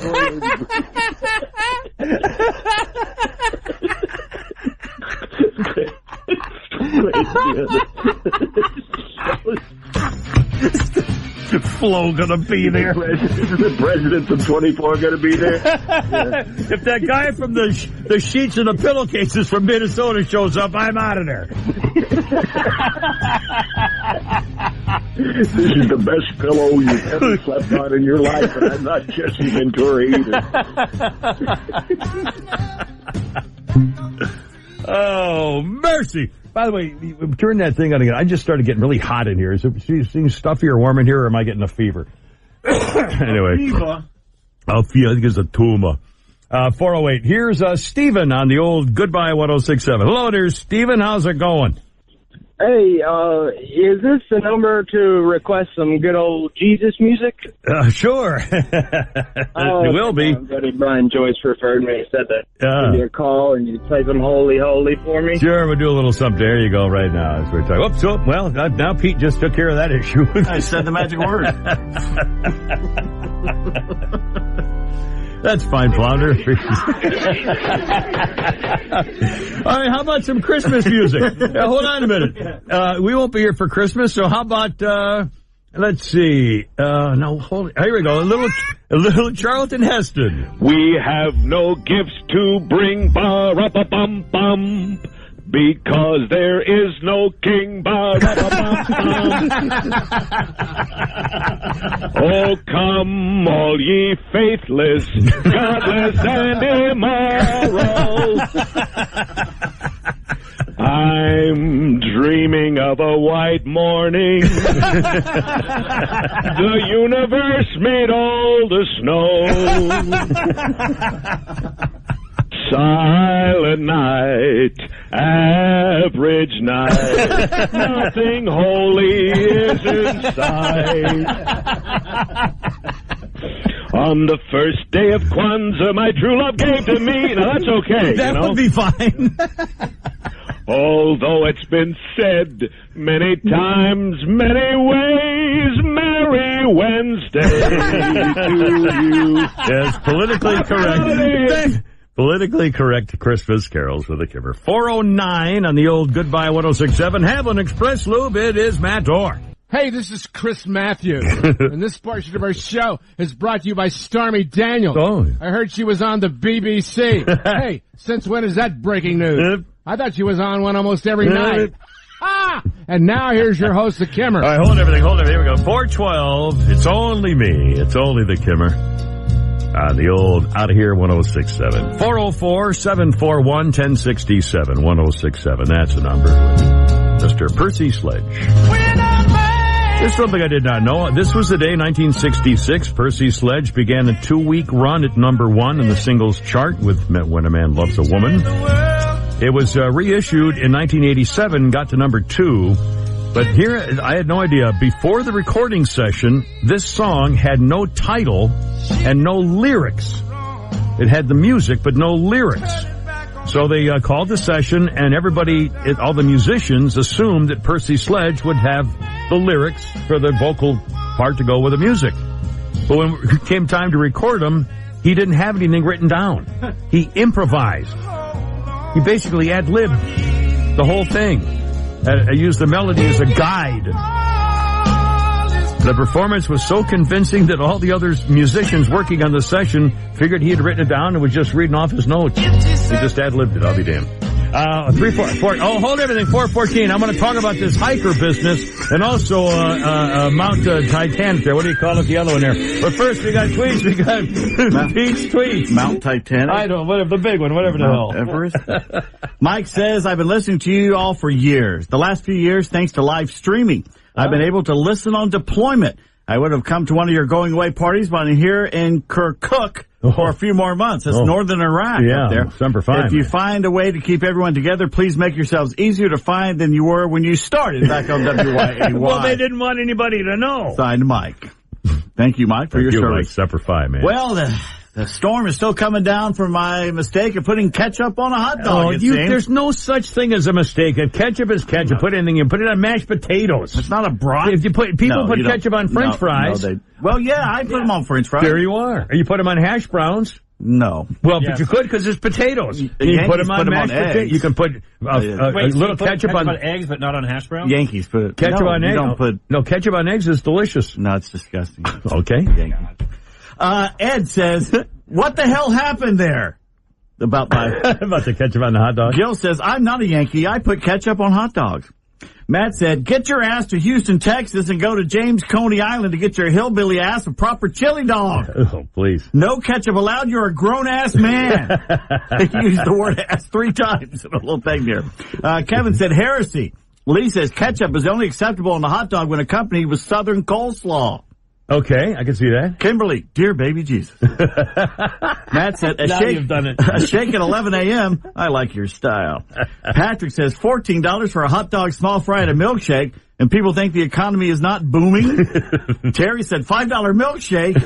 And Matt said, "Pete, you weenie-eating, ketchup-loving SOB. How many handfuls of free peanuts did you eat?" Those are 5 brothers, right? Five guys. 5 guys, rather. 5 guys. "You told us that you didn't like disposable plastic drinking straws at McDonald's, so they listened. From now on, all our straws will be made from recycled heroin syringes found in our restaurants." Esther 1. We've got 2 Esthers now, so this is Esther 1. Yes. "Dear America, please stop referring to members of the Senate and House as our leaders. We do not answer to them. They are merely our representatives, and they should be reminded of that fact often." Thank you. Yeah. Gina has a picture of a dog with a sign around it. You know, the dog's done something. Beautiful, yeah. So they got a sign around the dog. It says, 3 hours after Dad hung the new screen door, I came through it like the Kool-Aid man. That's a big German Shepherd, too. And here's something that should get your blood boiling. In New York City, they have posters up at the bus stops. Basically, describe to people what you see there. All right, it's a poster, and it's a... what the hell is it? Statue of Liberty. Oh, it's a Muslim? Yeah. Oh, my God. With a hijab. That's why I didn't recognize. Oh, my God. It's the Statue of Liberty dressed in a head-to-toe hijab, white robe thing, and a headscarf. Oh, gee. Lady Liberty wearing a sign of oppression. And they think this is and the thing is, it's a poster? Diverse city, New York City. Yeah, diverse with oppression. Bragging about this? Bragging about this. Does they think this is a great idea? Lady Liberty with a sign of oppression wrapped around her. By the way, for the record, the Statue of Liberty was a gift to America to celebrate the end of slavery. That's right. Had nothing to do with immigration. Had nothing to do. And by the way, that phrase, "give us your tired, your poor," they didn't send it over there. Somebody made that up later, way later. Yeah. If you go to, and it was for slavery. They just opened up the brand new museum there on the island. Right. Well, all the stars showed up there. All the liberal Hollywood stars but they didn't showed want up to talk there. about immigration. And guess what? Right there in the museum, it says this was about slavery. Right. Yeah. But all they care about was immigration to make Donald Trump upset. Ricky put this out. Kamala Harris owns a gun but doesn't want you to. Bernie Sanders makes millions but doesn't want you to. Ocasio-Cortez flies on planes but doesn't want you to. Obama picks his own doctors. Doesn't want you to. Seeing a pattern here? Oh, boy. And if you're watching Chernobyl, that's right. That's what happens when socialists run things. And we really I'm tired of the shooting pets and stuff. We're going to get to what's happening behind the scenes with that movie, by the way. Tom put this out there. Elton John's, they got the movie out, Rocket Man. It's supposed to be really good. Yeah. So, here's a diary entry from Elton John. It's from Elton John's own diary. Woke up, watched Grandstand. I don't know what that is. Wrote Candle in the Wind.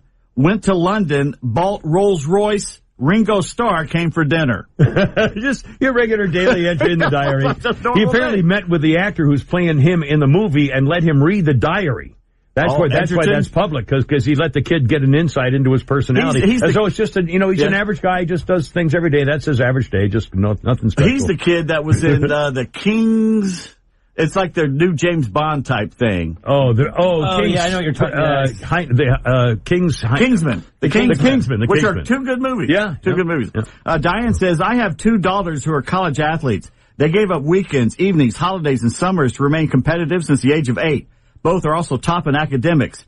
But with this Trans Equality Act to become law, none of their sacrifices will matter. That's right. The boy can beat him. Yeah.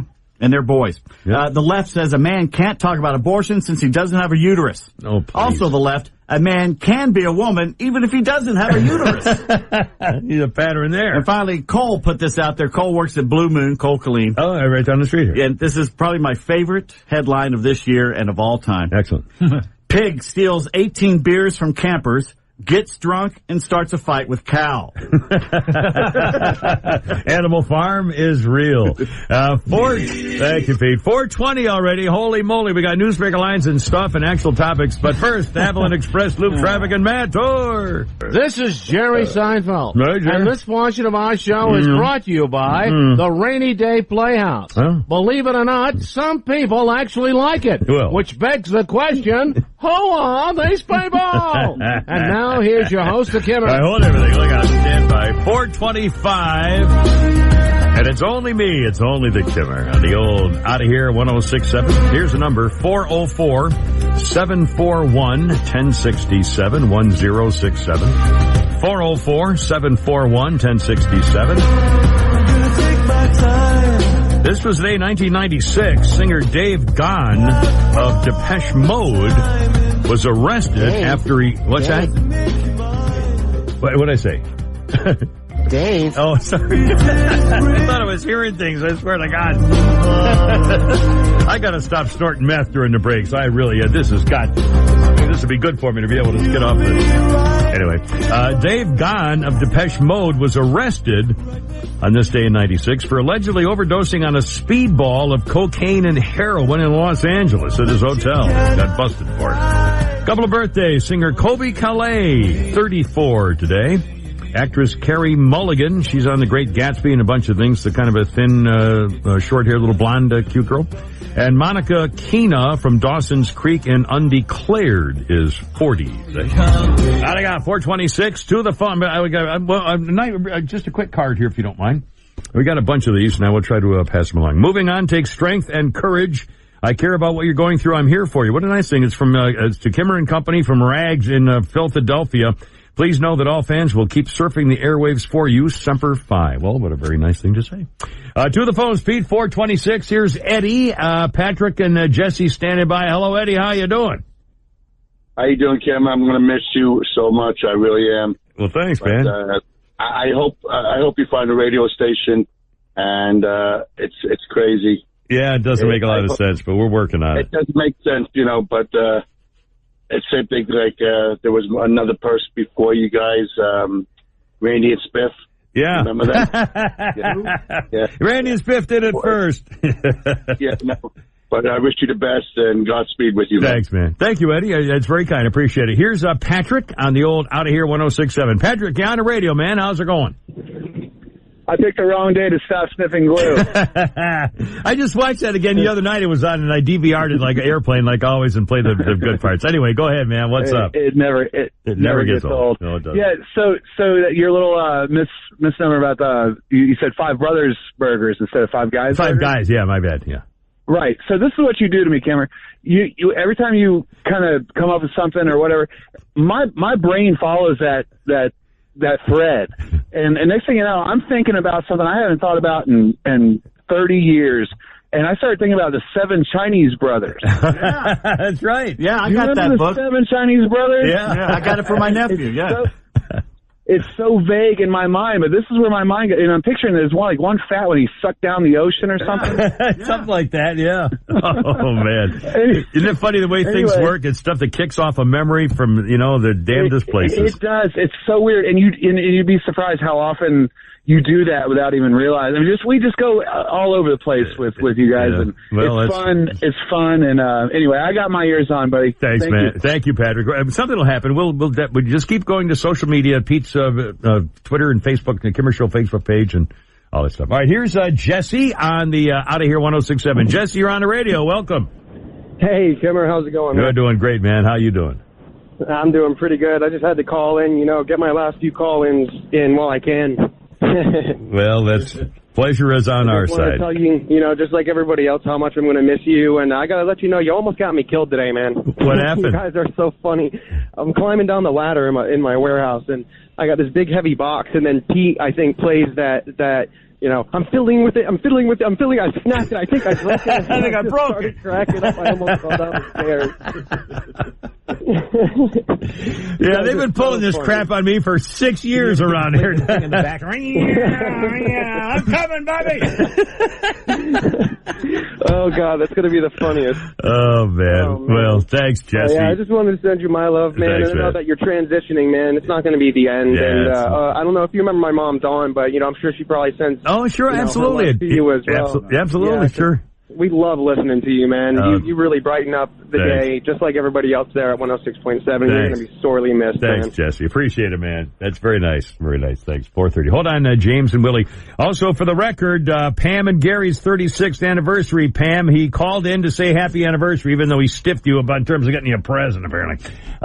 Here's James. It's 4:30. News Breaker line coming up. Hello, James. You're on the radio. Welcome. Hey, Kimmer. How are you? We're doing great. How's it going? Great. I just wanted to, like many others calling in this week and earlier, thank you for all the many hours of spending time with you and the gang in all of our windshield time here in Metro Atlanta. Well, I don't think we could have remained sane, Kimmer, without hearing your infectious laugh, helping us stay up on current events, all of the good times. So thank you for that. It's my honor, believe me. And something will happen. I don't feel like we're dying over here at all. At first I did, and what I'm saying, everybody goes through something. Every family has a thing. There's always stuff for everybody. And this is ours. This is our turn, and we'll proceed and persevere, and something good will happen. So I also wanted to thank one of your listeners who called in last week to encourage people to show up last Saturday morning at the Georgia National Cemetery. Oh yeah, absolutely. Which my wife and I went, and outstanding event. Yeah. And the most important takeaway from that was to see so many youth of America show up. Yeah, they'll plant the flags and great. Yeah. So there's hope for this country if that's any sign of that. Every time I see something like that, James, I totally agree. Maybe it's not as bad as we think it might be, that there is a good future ahead of us. Thanks, man. I appreciate it. Semper Fi. 4:31. Quickly to Willie, a Newsmaker line any moment now. Hello, Willie. You're on the radio. Hey, Kimmer. How you doing, man? Great, sir. How you doing, Willie? I'm a first-time caller. I've been listening to you, Kimmer, for the past 3 years. Oh, excellent. And this first time I ever called into the radio station, you hear a lot of negative about the Kimmer, but I don't look at it. I look at the positive thing that you say, and thing that you say on this station really helped me commute from Kennesaw to back to my home in Decatur every day. And, I'm going to miss you guys. Well, I laugh a while, and I don't agree with everything you say, Kimmer, but you know what? You make a lot of good points, and I believe I say 70% of what you say. So, I'm going to miss you, man. Thank you, Willie. Honestly, I'm honored and flattered and humbled. We all are. We don't think about what the effect our little gathering here does. We just do it because we love it and it's what we do for a living. But when you say things like that and people have been so nice, it really does make us appreciate the fact that there is meaning to everything we do. And honestly, I'm humbled by it. And if nothing else happens, I've got all these just nice comments and thoughts and memories, and so my life is going to be fine for a long time because of things that people like you were saying to us today, and I really appreciate it. And you're a legend in Atlanta. I've been around Atlanta for a long time, and your name always pops up, but I never really listen to you until I tune into this radio station. And I'll tell you, I don't have my share of laughing, I'll tell you. Well, Willie, thank you, my friend. I'm very grateful. I appreciate it. 4:33. Hold on, there's a Newsbreaker line. Here we go. See who's on the old Newsbreaker line there. Good afternoon. Hey, Karen, this is Norm McDonald calling. Hey, Norm, how's it going, Norm? How are you? Well, I've been doing a little reading, about World War II and all. And let me tell you something. Yes, the more I read about this Hitler, the more I don't care for the guy. Last week was kind of odd. I ever tell you about that? Last week? What do you mean? Well, I went to a Shannon Burt going away party and a financial seminar broke out. I mean, guys with booths and stuff trying to sign me up for whole life insurance. It's not really... I mean, these are the kind of guys who would try to twist Bob Dole's arm for that. You want that parking ticket validated? Here, take this pamphlet. Exactly, yeah. Yeah, Saturday was a weird day, you know. Weird day Saturday, was it? Well, I was walking down the street, I found a hat full of money, and then all of a sudden I'm followed by some guy with a guitar. Yeah, we're just sitting there on the sidewalk, wasn't it? Yeah. Scientists say they're close to developing a flu shot that could last a lifetime. Last a lifetime? Especially when it doesn't work and you die of the flu. That's like when you try to sell something to a Hamilton cast member, the least important thing to him selling point-wise is a lifetime guarantee. Right, yeah. You know, if any Hamilton cast members show up at the Shannon Burke party, you know, to try to... Sort of those short-term turnaround financial things. Yeah, it's just a short-term health care insurance plan. I think I might want to look at the pre-existing conditions. But anyway, Gabrielle Union says her husband, Dwayne Wade, thought a gallon of milk cost $20. I thought he cost $20. You didn't know him. Oh, apparently, so does the Whole Foods in Alpharetta.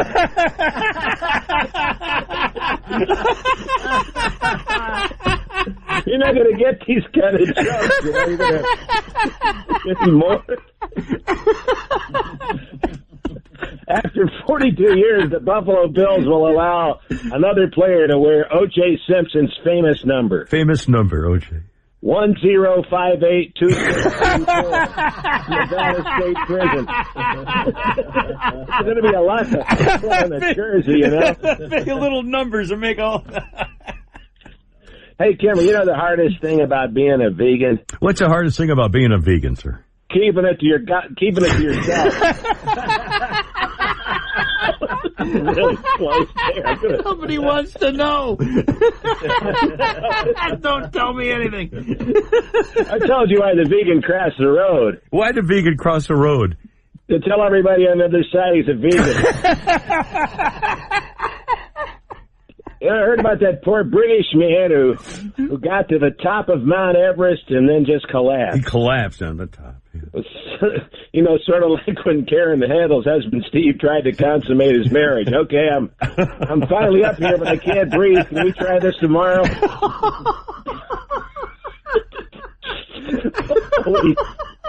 It's great to be on the show. Yeah, go ahead, take off now. Yeah, she was a fine candidate, though. She wonderful, really hard. Wonderful candidate of Congress. She supported the president and flew all the way down there to save her ass. And let me tell you something, that was a lot of saving. I'm surprised I didn't have to make 2 visits to save both cheeks. Always. Oh, Norm, right here. The great thing about Norm Macdonald is I don't hold a grudge. No, you don't. I let things go, as you know. I hadn't thought about being invited to that Sunday meeting and oh, my God. IQ. 437 on Out of Here, 106.7. Hi, this is Kirk Douglas. This portion of our show is brought to you by the president of CVS Pharmacy. He said, don't blame us for high drug prices. You mean as opposed to that line to the street because you won't open a second God-blessed register? And now here's your host, Kimmer. Yeah, that guy. 442. Hold on there, Christian, Dennis, and Larry. It's only me. It's only the Kimmer. It's going to be fine. 442, here's number 404-741-1067, 1067. 1966. This was the day all 4 Beatles spent the day with Bob Dylan at his room at the Mayfair Hotel in London, watching rushes of D.A. Pennebaker's forthcoming documentary film, Don't Look Back. That was about Dylan's 1965, the year before, concert tour of the United Kingdom. And all the Beatles sat there watching all the video of it on this day, 1966. Oh, my God, it's only me. It's only the Kimmer, 442. Greetings. Line 1 is Christian, Dennis, and Larry coming up. Christian, you on the radio. How's it going? Hi. How are you? I'm good. How are you? Is this our Christian? The most innocent little Miss Christian, you little devil. How you doing, sweetie? Yeah, me. I'm good. How are you? Kitten, it's great to talk to you. What can we do for you? How's everything? I just wanted to say hey because I miss y'all. Well, you've spend more time down here. Are you coming in tomorrow? Yeah. And how about Friday? We think we're working Friday. They told us we're working Friday, but the rumor is that we're going to be fired Thursday night at a going away thing or something. But we should be here. That email. No. Well, I'll be there. But if Thursday's going to be the last day, I want to be there too. Well, I can't believe. I think that's just a rumor. That's just a typical rumor that goes around a workplace. There's no reason because they asked me to stay on to be the last thing on the radio station until they switched over. So they wouldn't have said that if they were just faking it. So. I got you. So I'll be there. Oh, good. We'll look forward to it. Maybe sing for us if you feel like it. Of course. Oh, you little devil. Something real sad. Oh, well, no, you can do that. You can do anything you want. And you're out of school now, are you, or you still got something to do? Out of school. Outstanding. Working. Good for you. All right, sweetie. Well, we'll see you tomorrow. Drive carefully. Yes, bye. All right, kitten. There's a little mostly to Miss Christian. She sounds 16 on the phone. I know. Well, she looks 16 when you see her, so it comes out pretty good. 444. Here's Dennis on the old Almost Gone 106.7. Hello, Dennis. Welcome aboard. Hey, how you doing? Great, man. What's up? Well, I want to tell you a funny Jimmy Carter story. All right. I was in the Coast Guard when he got elected president, and I was on a 95-foot patrol boat, and we were out doing drug runs, and we get a message that we got to go in and do presidential security because he decided to take a vacation. So we're sitting in this little bar with these Secret Service guys, getting on a good drunk as usually Coast Guard guys do, and this guy walked up to our table and he said, "There's been an attack on the president." And you talk about sobering up. He ruined a great drunk because he told us that he was fishing in a pond and a rabbit. Oh, the attack rabbit got Jimmy Carter. That's right. That's a true story. Yeah. Oh, it was terrible. I mean, we had to start all over again. But but I assume you didn't have to go chase the rabbit down or anything, though, right? No, that was out of our purview. There you go. Thank goodness. We didn't have to do that. Well, I know you Coast Guardsmen will be able to tip a few under any circumstances. So, Semper Fi. Well, you know what Semper Paratus means. Always a parrot. Always a parrot. No. It's sharks got to eat too. For the Coast Guard. Very funny. That's outstanding. Here's Larry on the old Out of Here 106.7. Hello, Larry. How you doing? Hey, buddy. First things first. Welcome home, Semper Fi, Jarhead. Well, thank you. I appreciate that. Yes, Hoorah. Sir. Yes, sir. Listen, I listened to all four of you guys during the day, and you seem to have something that works. The four of you together just seem to have something. Well, Shelley too, but have something that works. And I was just wondering. I heard Shannon Burke talking once about having his own studio. And I was just wondering, why can't you guys get your own FCC license and start your own radio? Just that simple.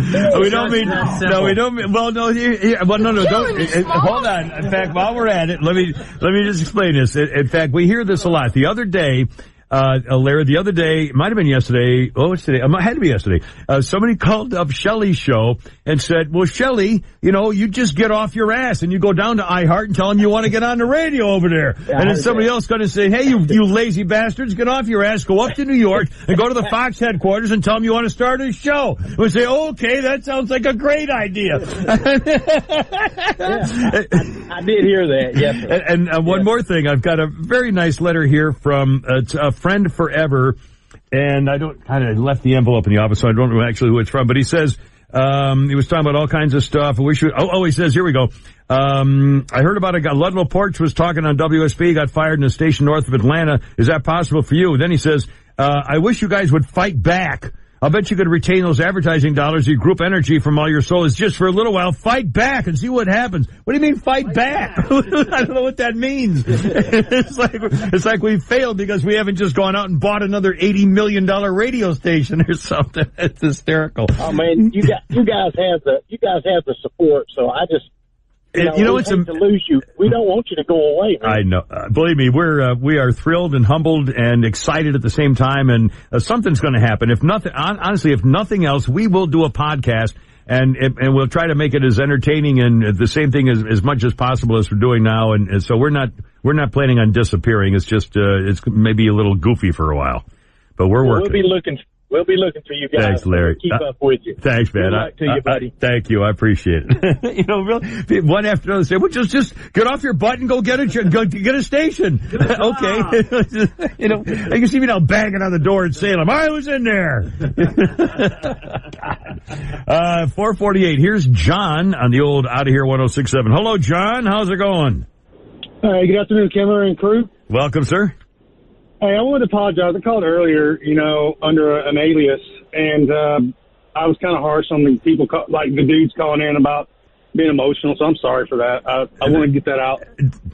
I never have a problem with somebody being emotional. If that's how you feel, that's how you feel. Who am I to judge on that? I don't care. Good that you said that, because if you ever want to get weird or anything, just let me know. Oh, okay, fine. I'll be sure to call you. I answer everyone, Briar. Yeah, too. You get to tell me what I can do with pond. Maybe I just like to play with it. I just like to look at it and say, oh, boy, that's a great looking... Oh, is that Sweetness Bell? Hey, now. Is that Sweetness Bell? Oh, God. All right. Okay, quickie, please open. Hey, Pete. What? A man tells his doctor, Doc, help me, I'm addicted to Twitter. The doctor says, sorry, I don't follow you. My ass. No, sorry, I don't. Hey, Pete. What? Guy talking to the wife. The guy said, the wife asked the husband, why are you shirtless and covered in oil? The wife asked. I said, well, you always say I never glisten. She said, listen. I say you never listen. Anyway, there's no sweetness stuff for the day.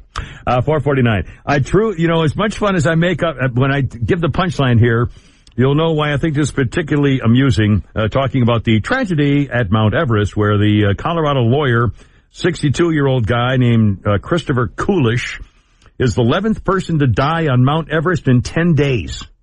If you've seen the video on the TV newscasts, there's like hundreds of people in a line going up to the top. I'll tell you why that's an issue here in a minute, but honest to God, this is the family's statement about this 62-year-old guy, 11th person to die in the last 10 days on Mount Everest. Quote, we are heartbroken by the news. Chris, who turned 62 in April, went up with a very small group in nearly ideal weather after the crowds of last week had cleared Everest. He saw his last sunrise from the highest peak on Earth. At that instant, he became a member of the Summit Club, having scaled the highest peak on each continent. The family continued. An attorney in his day job, he was an inveterate climber of peaks in Colorado, the West, and the world over. And then my favorite part. He passed away doing what he loved. Swear to God they actually wrote that down. Oh, you mean gasping for breath while he felt the icicles shooting into his lungs? While he's burning up as his brain is now deteriorating to the point where he's all blue and he's choking to death? Yeah, I bet he was having a ball doing that. God, he passed away doing what he loved. Oh, I doubt it. 451. I can no longer sit back and allow communist infiltration, communist indoctrination, communist subversion, and the international communist conspiracy to sap and impurify all of our precious bodily fluids. 451. Heaven Express Lube and Matador. My George, this is Mr. Magoo. And now here's your host. Yes. A man who once took out a penthouse centerfold. Well, yeah. Of course, he had to take the staple out first. Yes, indeed. There he is. Give me my boy. Very kind of you, sir. 457. It's only me. It's only the Kimmer. It's going to be fine. 457 on the old Out of Here 106.7. Here's the number. 404-741-1067.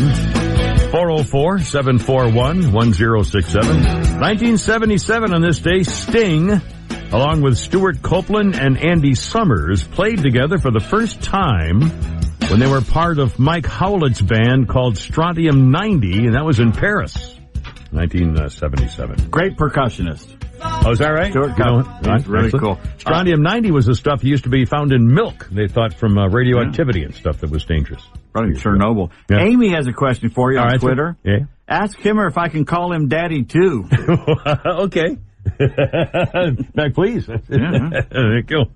I'm going to get to all your calls, but hold on. A quick thing on this climber thing.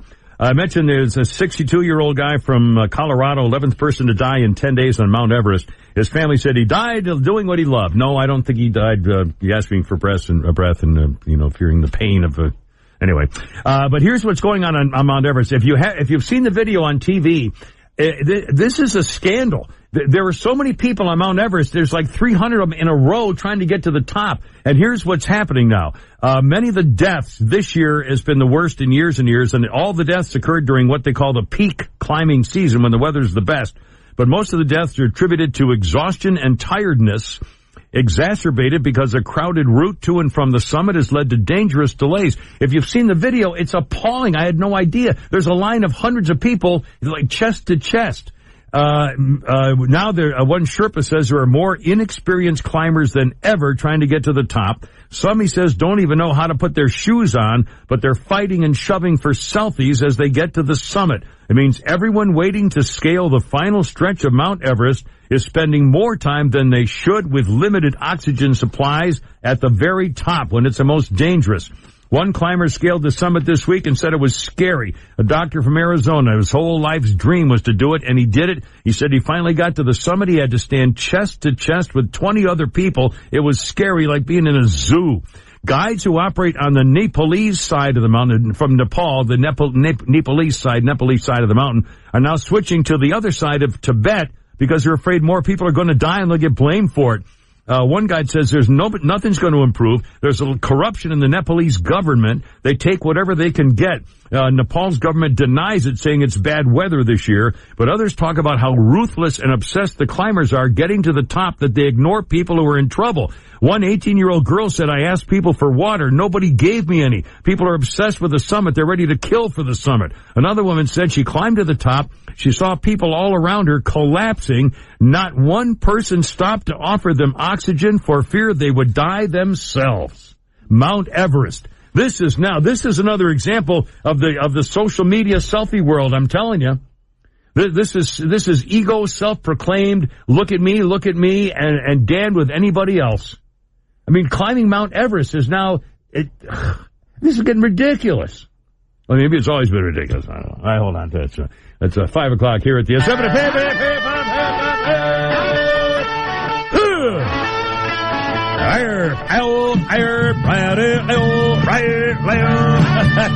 Let's get it together, ladies. Left shoulder, right of flank. Ready on your dog target.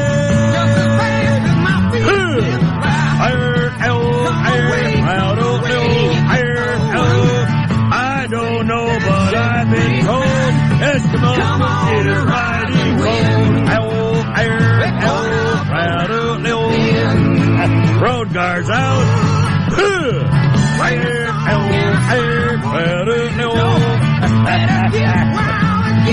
Oh, look out, it's only me. It's only the Kimmer. 501. On the Almost Out of Here 106.7. 404-741-1067. 404-741-1067. All right, hold on a second here. Right at the top, Pete, there's Samir. We got Newsbreak Alliance for you coming up here in a moment. Samir, you're on the radio. Welcome aboard. Hey, I want to just say about two things. First, yes. I want to die doing stuff I love too. I want to die in my bed sleeping. Yeah, there you go. Anyway, the second one is, why don't you guys start a Facebook, all four of you, list all your contacts and bios, and so that way we can follow you no matter where you are, and pretty much it's going to be simple for people who are technologically impaired to find you easier. Yeah, people like me. And there are a lot of folks, Samir, I mean, we kind of joke about it, but it's really true. There are an awful lot of people who listen who are not on social media, don't want to be on social media. They don't have a Facebook page, maybe not even be on the computer very much. So, yeah, it's going to be an effort to try to keep everybody connected, but we'll do our best, absolutely. If you guys list all your Twitters, Twitch, whatever account you have, that way we can just click and find you. Right. No matter when. That's anyway, a great idea. Sorry to lose you guys, and I'll talk to you some other time. Thank you, Samir. I appreciate that, Samir. It's very kind. 503. And again, Pete's got a Twitter account, and Shannon Burke's got Twitter, and Kara at Twitter and stuff, and Facebook, and we'll keep you posted. You keep talking about this last day thing. Have you heard something or something you want to share with us? What? I guess you didn't get the memo. I should have clued you in, I guess. My bad. 503. Let's see. Here's Flat Earth Jamie on 3 there, Pete. Hey, Flat Earth, how's it going? I need to. Hey, what's going on? What's going on, Kim? Yeah, what's happening? What's up? Hey, Not much, man. I just want to call and let all them folks know. You know, I got out there and went and started knocking on doors to get my own show. That's all you got to do if you want to make it in this business. Yeah. Just get out. Get out there and knock on the doors. Yeah. Yeah, let me go and put you on hold and give you a prize for that terrific... Oh, sorry. Knocking on doors. Hold on. Here's, let's see. Bill on 5. Matt and Herbie coming up. Hello, Bill. You're on the radio. Hey, Cameron, what's up, buddy? How you doing, man? I'll tell you one thing. Whether I'm changing my oil in my car or cleaning the chicken coop, you always make it a good time. It's something you don't want to do. It's no fun, but turn you on, boom. Well, thanks. Well, that's very kind. I appreciate it. And we're looking forward to continuing in one manner or another here in the future, but we'll just have to keep you posted. What's that beast of a car you got, that Mustang you got? It's a little 740 horsepower supercharged 302 monster. I mean, it's I should take it back. It's way overpowered. I mean, I should return it. It's race car or drag it's almost your next it's almost a NASCAR. I mean, it really is almost a NASCAR race car. It's as fast. I think it's about the same horsepower. It's brutal. Well, crazy. Yeah, I mean, it's uncontrollable. If I nail it, if I'm driving along and I pound it, I mean, if I hit that thing down all the way, it jumps. I mean, it could go into any lane. I mean, it just sort of, you know, it has a mind of its own. I swear to God, it's freaking scary. I love it. Yeah, keep that traction control on. You'll be fine. Yeah, there you go. All right, man. Bill, set for 5, man. We'll keep you posted on everything. 505. Herbie on 2 there, Pete. Herbie, welcome aboard. How's it going? Yeah, it's going good. Look, when I grew up in a little town, Madison, Georgia, back in the 50s and 60s there, everybody's dogs just ran loose and everything. Oh, yeah. I know Madison. I went in one day and told my mother there's 12 dogs on our front porch, and she called the police.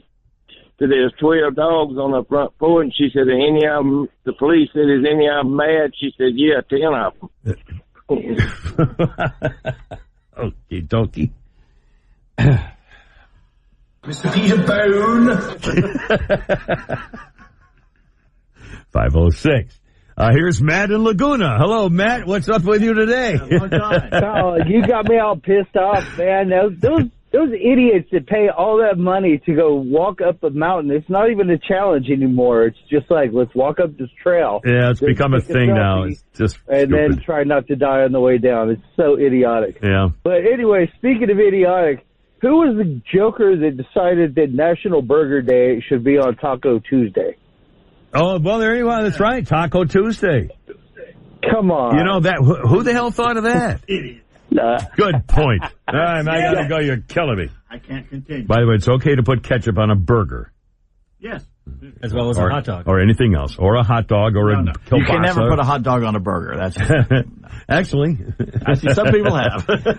When I was in San Francisco for 2 lousy years back in the 80s, I used to ride my Harley every weekend. I'd ride my Harley over to Mill Valley. I lived in Tiburon, which is across the Golden Gate Bridge. Castro Street. And I would ride my Harley over to Mill Valley. Remember the old song Mill Valley? It was a little kids chorus thing. Anyway, I'd drive over to Mill Valley, little village thing, and they had a little diner over there, and their specialty was a cheeseburger with a fried egg on it. And let me tell you. Well, you go right over the bridge, and you make the first right off the bridge going north. Yeah. Down into Sausalito. Yeah. There's a place down there that specializes in burgers that does that. That might be it. Might have been Sausalito. Me and Jody Fleischer, sales girl at WGST, saleswoman, went there once when we were out there with the Falcons. It was great. Yeah. Yeah. In Sausalito, Mill Valley. That's where I used to see, man with assless chat? No, the guy from San Francisco is Burt Ward. No, he says, oh God, I hate the Beaver. Oh God, Andy Dufresne. He's a golfer. And he has a group, he's a group in San Francisco. It's so and so and the somethings. Oh God, I hate this. I guess it's oh man. Burt Reynolds. No, it's like America's Sweetheart. Oh, God. Reese Witherspoon. Tom Petty and the Heartbreakers. Oh, now I'm going to get this before I go off the George Washington. The Big Bopper. It's Elvis. Crap. Steve. No, not Steve Winwood. It's not Steve Winwood. Don Cervantes. No, it's like Steve Miller, and it's like Oh, yeah, I know. Huey Lewis. Or Steve We Perry. used to go to the same dry cleaner. Yeah, okay. And that's where I would see him again. Oh, that's a long way for Huey Lewis. Good night, everybody. That's all for me. Huey Lewis. That's your brush with fame. All right, we're almost Pete's coming. Here's Jennifer on one real fast. Jennifer, sorry you had to go through that. Jennifer, my apologies. We're back on the actual show now. Welcome aboard. Thank you. What's up with you today, Jennifer? Well, I just wanted to give you, I don't know if you've heard this one or not, but I came up with another name for the podcast name. Okay. You should call it Kimmer and his staff. Staff. Damn it. That's a great idea, Jennifer. Thank you very much. 509 here on the old Cowabunga. Pete's coming up next. Haviland Express Loop traffic check. Holy cow, it's Matt Orr. I say, this is Foghorn Leghorn, son. Fogster, and yes, this portion of our show is brought to you by the new Amazon return policy. Oh. Jeff Bezos won't refund your money unless you take a picture of your package. No. I said, you gotta take a picture of your package, son. And now here's your host, the Kimmer. Hold everything. We got all your calls. It's 513. This was the day in 1957. The National League owners gave permission for both the Brooklyn Dodgers and New York Giants to move from New York to L.A. and San Francisco. And our sports our sports birthday list includes Basketball Hall of Famer Jerry West, 81 today. Yeah. And he is the symbol for the logo of the NBA, if I'm not mistaken. Yeah. Jerry West. Let me just scratch off that part about the Dodgers and the Giants getting permission for my sports here. I always check Mr. with Pete. Every freaking day I check with Pete to see if he's going to mention something I have on a sports calendar. And he always says no. I say, then I'll go ahead and mention it. And today I didn't ask him. First day in 6 years, I think I didn't ask him. And the only reason it matters is because I had a joke with it. Well, now sponsored by Apex Fence Company, Holy Crap It Sports, and Pete Davis. By the way, pay no attention to that unanimous vote by Cumulus Management over whether our last day is really Thursday. Thank you. Okay. Phillies outfielder Odubel Herrera arrested on a charge of simple assault following a domestic violence incident in Atlantic City last night. So he's going to be out for at least 7 days. It's not good. Well, if he beat up a woman, he ought to be out forever. Screw him. I don't have any sympathy for these people. The Onion says Warriors player Kevin Durant isn't really hurt. He's just using up all his sick days before leaving the company. Your second-place Braves entertain the fourth-place Nationals tonight in SunTrust Park. The 4-3 Steven Strasburg for the Nats against the 7-2 Max Fried for Atlanta. Speaking of the Nationals, their minor league affiliate in California, the Fresno Grizzlies, on Memorial Day played a video showing Representative Alexandria Ocasio-Cortez standing between dictators Kim Jong-un and Fidel Castro while former President Ronald Reagan spoke of enemies of freedom. The Grizzlies team president has apologized and called it truly an oversight. So meanwhile, of course, the libs are going nuts on Twitter. Yeah. Carol says, this kind of behavior puts the Congresswoman at risk. It puts all of us at risk. Shame on you, Fresno Grizzlies, for being featured among America's enemies of freedom. To which Arthur responded, you idiots spent years telling the country that the president was a Russian asset. Sit this one out. Yeah, thank you. The voting for the All-Star Game in Cleveland this July started this afternoon. You have from today until June 21st to cast a vote. But that just whittles down the field. You will then vote over a 28-hour period on 3 finalists at each position, including DH. The outfield has 9 finalists. You can vote 2 ways, on MLB.com, on your team's website, or MLB at Bat and other places, or on Google search. Just enter vote Ronald Acuna or vote Freddie Freeman, etc. Old Hickory. You can vote 5 times every 24 hours during the primary voting, but only once during the starters election. All pitchers and reserves will be chosen by the players and the commissioner's office. The managers will decide the lineups and starting pitchers. Confused? Yes. Sounds like Brian Kenny is allowed to come up with this, too. By the way, Brian Kenny on MLB Network argued with Joe Girardi and Eric Burns, 2 former players last night, that a runner cannot slide into the feet of a middle infielder even though his hand can touch the bag because he's up to no good. Oh, my God. Up to no... He's trying to break up a double play, you ass. It's called baseball. That's how you learn it. My God, you're taught that. You might want to look at the game sometime. This is the same idiot at the forefront of all the changes that have taken most of the action out of the game and replaced it with a game of catch between the pitcher and catcher. The numbers nerds, the analytic boys, singles, doubles, triples, balls in play, all way down since they took over. Mm-hmm. And basically, he's the commissioner, not Rob Manfred. Brian Kinney is the commissioner of baseball. There's a place for both heart and brain in the game, but right now the brain boys are boring the hell out of it. And this business on launch angle, that's why strikeouts, I mean, the whole game's changed. Whole game's different. Cubs player Ben Zobrist's divorce is being played out on social media.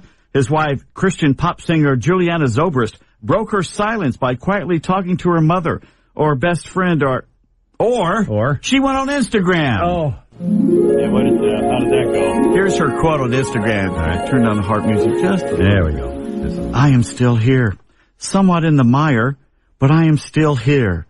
Over these last 2 weeks. Harp, hold on. When he does this with an upward motion. I understand that, but did it go back only to 7 seconds. He's got to go. I said for harp sound, he put 7. All right, anyway. Over these last 2 weeks, I have watched so many of you quietly enter the marshland with me. I can see you sitting beside me, waist deep in the water and bog.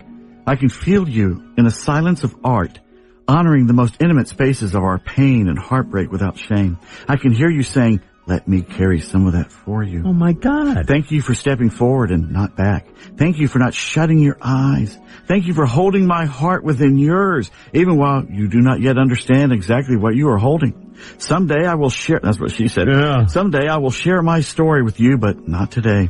Today we breathe in deeply the fragrance of the rushes and reeds, and then I might need your delicate reminder to breathe out again. Maybe tomorrow we will look up and notice the marsh wren and smile at her song. For God's Maybe the sake, day you after made this that up. we will laugh at the skittish harvest mouse, but not today.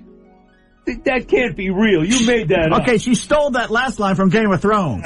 Not today. Oh, my What did God. we say to death? Yeah, it's right. Not today. Okay, this is the kind of crap you're going to start hearing Friday night on this station. Yeah. This Christian pop crap. Yeah, there you go. Anyway, Ben Zobrist earlier this month filed for legal separation from Juliana, alleging Gee, I wonder why. she has been guilty of inappropriate marital conduct. Oh, my. Yeah.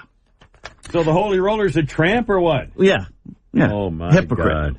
Azteca Stadium in Mexico City is throwing out, allegedly, is throwing out that awful hybrid playing surface that was so bad it caused the NFL to cancel a game there last season. The NFL will try again this season with real grass for a game between the Chiefs and Chargers. Mexican authorities are choosing between sativa, cantaloupe haze, and... No stems, no seeds that you don't kind of need. grass. Acapulco Gold is...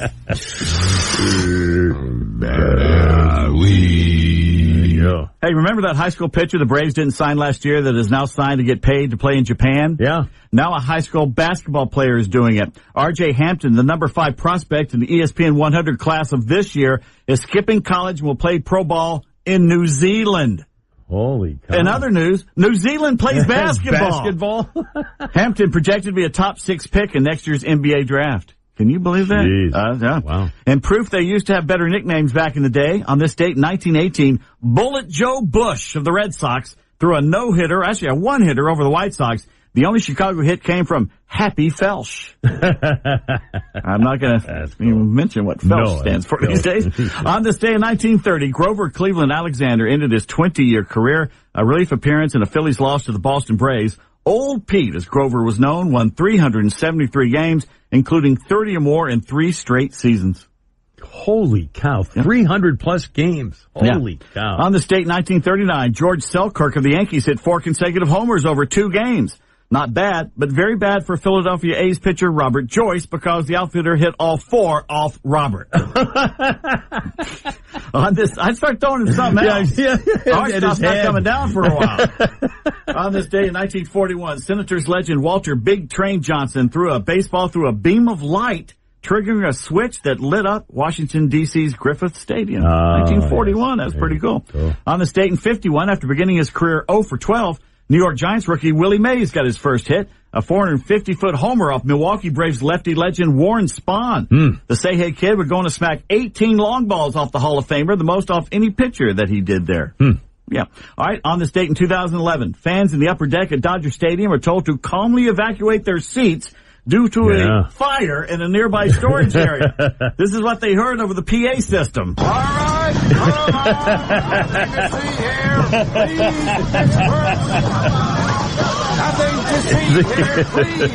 Run for your life. 521. We got all your calls on Newsmaker Lines. First, Haviland Express Loop Traffic. It's Matt Orr. This is Tiger Woods. This portion of our show is brought to you by my competitive fire. Even at 43, it still burns inside me. It's either that or all the unprotected sex with Perkins waitresses. And now, here's your host, the Kimmer. Thank you so much, Ty. To the country. 526. A lot of peaches. Moving to the country. This is bizarre. It's strange. Singer Chris Ballou of the group called Presidents of the United States of America is 54. Flounder, I know nothing about these people. 90s alt band, kind of, I don't know too much about them, but they were kind of like 90s, early 2000s alternative band. Let's see, birthday or two, quickly. Producer-director Irwin Winkler is 88. Mayor Rudy Giuliani, now working for the president, 75. And Marco Rubio, Senator Florida, 48 years old today. All right, I got 527. Let's get all these phone calls. I got a bunch of Newsmaker lines, too. Let's see. John on 6, I think, has been holding the longest. Hello, John. You're on the radio. Welcome aboard. Hey, Kimmer, Semper Fi, brother. Thanks, man. What's happening? Hey, I'm rolling through East Texas, and my radio's breaking in and out. I just wanted to put my application in. It sounded like you were taking applications for the Nipple Tease Police Department. Well, that could be right. Nipple Tease. I believe that's Nepalese. Sorry. Thank you.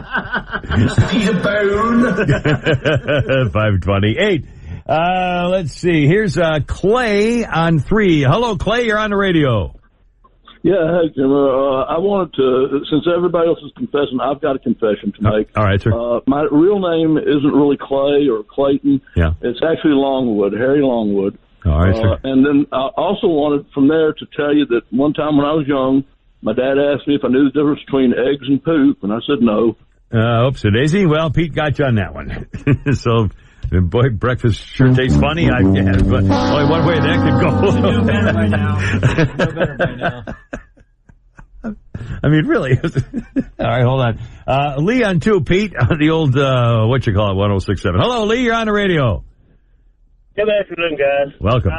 I'm like everybody else. I'm going to miss y'all to no end. I think Atlanta's going to be worse off for them taking you off the air, and it's just a shame. Yeah, thank you. But I would like to make a request at your last day that you close that show out with the cadence call. I think all of us old Marines would love it. I served from 69 to 73, and I make sure I'm on the radio at 5 o'clock every day to listen to that. It just burns my day up here. Oh, I'll be darned. Well, Lee, thank you. I really appreciate it. We'll definitely, whether it's the last sound we hear on this station Friday night, I don't know, but I appreciate it. Maybe that'd be the great way to end it. Thanks, man. I appreciate it. Semper Fi. You know, old Marines never die. They just go TAG. Yeah, they go to hell and regroup. 529. Let's see. David up on top and has been holding for a while. Hello, David. Thanks for your patience. You're on the radio finally. What's up? Hey, Kimmer. You're talking about Peter Jacobson. Okay. All right, sir. Is Jake Trout and the Flounders? Jake Trout and the Flounders. That's his band. Yes. Absolutely. Okay. Thank you so much. I make sure we got could be on Jeopardy. Could be on Jeopardy. He was huge. 5:30. Here's Bill and Jonathan's next. Bill, welcome aboard. Thank you for being with us. What's going on? What's up, Kimmer? I got a podcast name for you. All right, sir. It's going to be Simmer with Kimmer. Simmer with Kimmer. An excellent idea. Now, the dictionary definition of simmer is a state of temperature just below boiling point. Right. So at any point, you turn it up a notch and make it boil. There you go. All right, Bill, Semper Fi. And here's Jonathan on the old Get Out of Here 106.7. Hello, Jonathan. How you doing? Hey, Kimmer. Thanks for your time. Thank you. I just wanted to share my opinion and see what you think, that if we should hold corporate executives accountable for outsourcing American jobs instead of giving into the negative sentiment towards foreigners.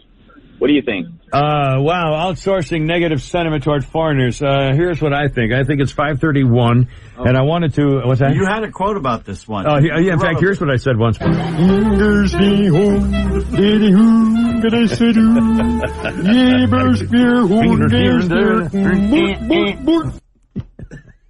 By the way, I'm very quick. I've got a news break line here in just a second.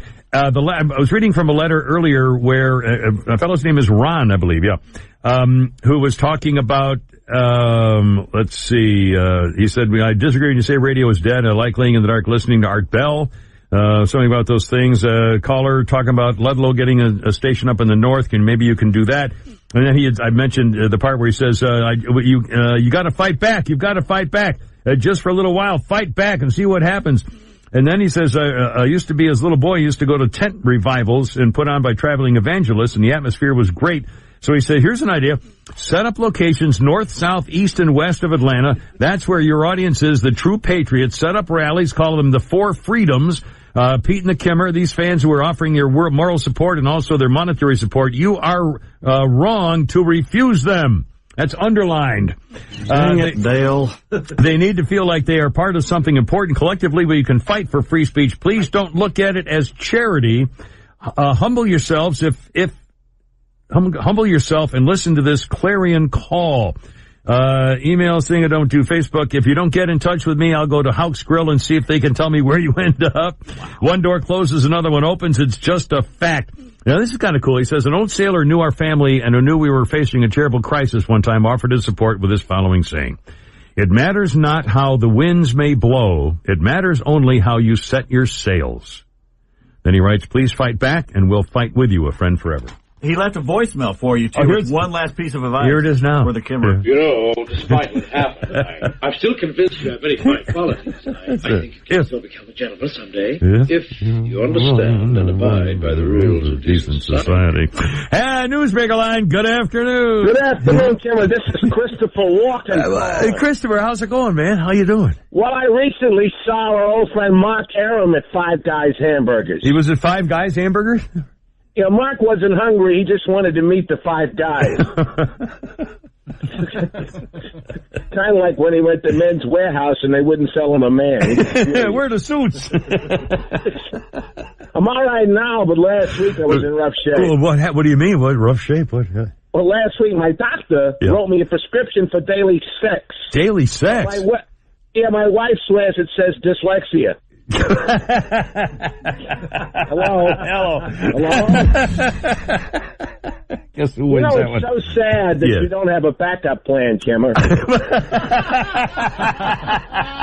Of course, the phrase backup plan implies you had an original plan that existed. You know, have a backup with no original. Yeah, I mean, times like these, I'm kind of glad I wasn't invited to the podcast meeting. What podcast? Look on the bright, the one you had in that Sunday that you didn't tell me about. That one. Remember that one? No, I don't actually know. Yeah, the one you had to run by Pete to see if I could. Oh, God, don't start on me. Your boss. But on the bright side, your boss is hosting a going away party for the New Talk 106.7 on Thursday. Going away on Thursday party, yeah. It's kind of like Harry Truman speaking at a memorial service in Nagasaki. Sorry about all the bodies and everything, yeah. It's kind of like Adolf Hitler opening a Holocaust museum, you know? You did everything. It's like O.J. Simpson showing up at the Goldman family reunion to say a few words. Yeah. I'd like to attend the Shannon Bird going away party. Oh, you would like to? But I'm not sure I want to sit through a 2-hour video on the miracle of compound interest. You know, I like free food as much as the next guy, but I'm not that keen on giving out my bank routing number in return for a hot dog, you know? I mean, is it true to get a free beer, you have to agree to be an Amway distributor? I don't think that. A lot of strings attached, I'm telling you. There could be some hidden. I mean, most financial advisors offer for dinner at Ruth Chris, not a hot dog and hamburger. Hey, how about that Mount Everest? Isn't it wild? Isn't it something? Yeah, Mount Everest, bad. There's talk of renaming it Mount Freddie Mercury. Mount Freddie Mercury? Well, what do you mean, sir? Lately, almost everyone who's tried to climb it has died. Eventually. Very high note. That's what I was thinking. 5:36, more news headlines coming up here, too, on the old Get Out of Here 106.7. And traffic coming up next, too, on 106.7. Have you tried this cigar? It's really good. This thing, man. It's got butterscotch undertones. A Connecticut shade wrapper. Chad Poche here for Iron Lung. I smoke cigars all day. In the middle of the cigar smoking, I take a break for a couple of cigarettes. I'm signing autographs down at the Ashtray Convention this weekend. Oh, mercy. 5:40. It's only me. It's only the Kimmer. The old Get Out of Here 106.7. By the way, a thank you to Michael Wolf, not the author who's being blasted for another phony book on Trump, but our listener, Michael Wolf, who came all the way down to the station today to drop off a triple chocolate cake and some hearty well wishes, and also a book of models from Atlanta in the 70s. I think he took the photos and one was Vanna White. Vanna White, back when she had brown hair, dark hair, in 1977, I think it was, and she looked more like Shelley Hack. Shelley Hack than Vanna White, but it was in this. And Bob Neal was in this book, and then Bill Tush was in this book. Yeah, it was amazing. Pretty cool. Anyway, Michael Wolf, thanks, man. It was very kind of you. Also, another quick card to read, and we'll do a news big line here for you. To Kimmer and Pete, we made this is what a nice thing to say. We made our trip in April to Captiva Island, Florida, that RJ won by listening to your radio station. RJ knew the answer to the question Pete asks these ridiculous questions sometimes, but he asked this one. She said the question from Pete was his favorite Florida animal was the manatee. Yay. And by the way, the postcard is of a manatee. Aww. It's a postcard from Florida with a manatee on it. And she said it was a great trip with perfect weather. The resort was beautiful. Food was yummy. And yes, we did see the manatee swimming at the marina. Thank you so much for the experience and memories made. Wishes for all the best with your future endeavors, RJ and Vicky. What a sweet thing. A nice card. Thank you so much. 5:42 here in the old Go Away 106.7. How about a news line? Good afternoon. Hail Mary, full of Christ. Oh, golly. Soon fake Christians will run this place. What a friend we have in money. This is Pope Francis calling. Your holy fantasticality. It's an honor, sir. Welcome. How are you? These are very sad times. It's a shame. Yeah. You and Pete Davis aren't Catholic. I could come over and perform last rites on you. I don't think it's quite that bad, sir. Mr. Kimmer, Pope Francis, you've got to look out for yourself. I don't want to sound disloyal. No? Well, that's all right. But yesterday I signed a 3-year contract to appear on another Atlanta radio station. Oh, another Atlanta radio station? Now if I can only get them to sign it. If I could just do that. You're signed and ready to go. I'm pretty good, I think, yes. There is that one drawback, I guess, when you think about it. A spectator's ringing cell phone could have cost Paul Broadhurst this senior PGA championship loss Sunday. The ringing phone disturbed him, I guess. I'm sorry, a ringing cell phone is when somebody calls and they promise to return your call. Instead of blowing you off and leaving you hanging all over again. And then you sit back and think you don't have to do anything because you don't have a backup plan or an original plan for the backup. Keep waiting for something to happen. I don't know. When that happens, when somebody calls, you hear this distinctive ringing sound. Perhaps you've heard it from a distance on other people's cell phones that weren't yours. Other people walking with this ringing sound. According to a report, Mr. Kimmer, Memorial Day is America's drunkest holiday. Really drunkest holiday? Wow. Well, second drunkest if you include producer Carrie's birthday. I wish I could attend the Shannon Burke going away party on Friday. You can't make it Friday, Shannon. No, so Holy Father, would you like on your hot dog? And if you considered a variable annuity? There's some exciting opportunities in the emergency bond market. I'll tell you about if you'll step over here to our booth and learn all about the tax advantages of real estate investment for us. I don't think it's all business. Sounds like a barrel of laughs to me. You know? Sorry, I'm going to be missing that. Yeah. How about those interest rates? Aren't those interest rates something there? How about those? Yeah, hey, how about those wacky derivatives, you know? How about those managed futures? Aren't they sensational? I mean, that commodities, man. I'm laughing. 5:45. Look out. It's only me. It's only the Kimmer on the old Get Out of Here 106.7. By the way, what does it mean? I almost never use my dishwasher. I wash dishes by hand all the time. The other day, though, I had a whole bunch of them that were left over of silverware, and I wanted to put them all in the dishwasher. Open up the dishwasher drawer, and there's water in the bottom of it. Dirty-looking water, like an inch of water in the bottom of my refrigerator, of my dishwasher. So obviously it didn't drain, but I don't. Drainage issue? Well, I don't know. I'm afraid to start it to see whether it'll go down. With putting more water in it. But I can't see where it leaks out. Well, I would just run it without anything in it and don't put any soap, so just the water. Yeah, but if it's clogged, it's going to go pouring out into my kitchen. Well, stop it. Turn it off. Well, I didn't think of that. Why don't you unclog it? I don't know how to unclog. I don't know where it goes in. You'd have to take it apart, I guess, or I don't know. I don't know how to do it. I don't know where you unclog it. Maybe you should call a man to come over. I could call somebody. Man.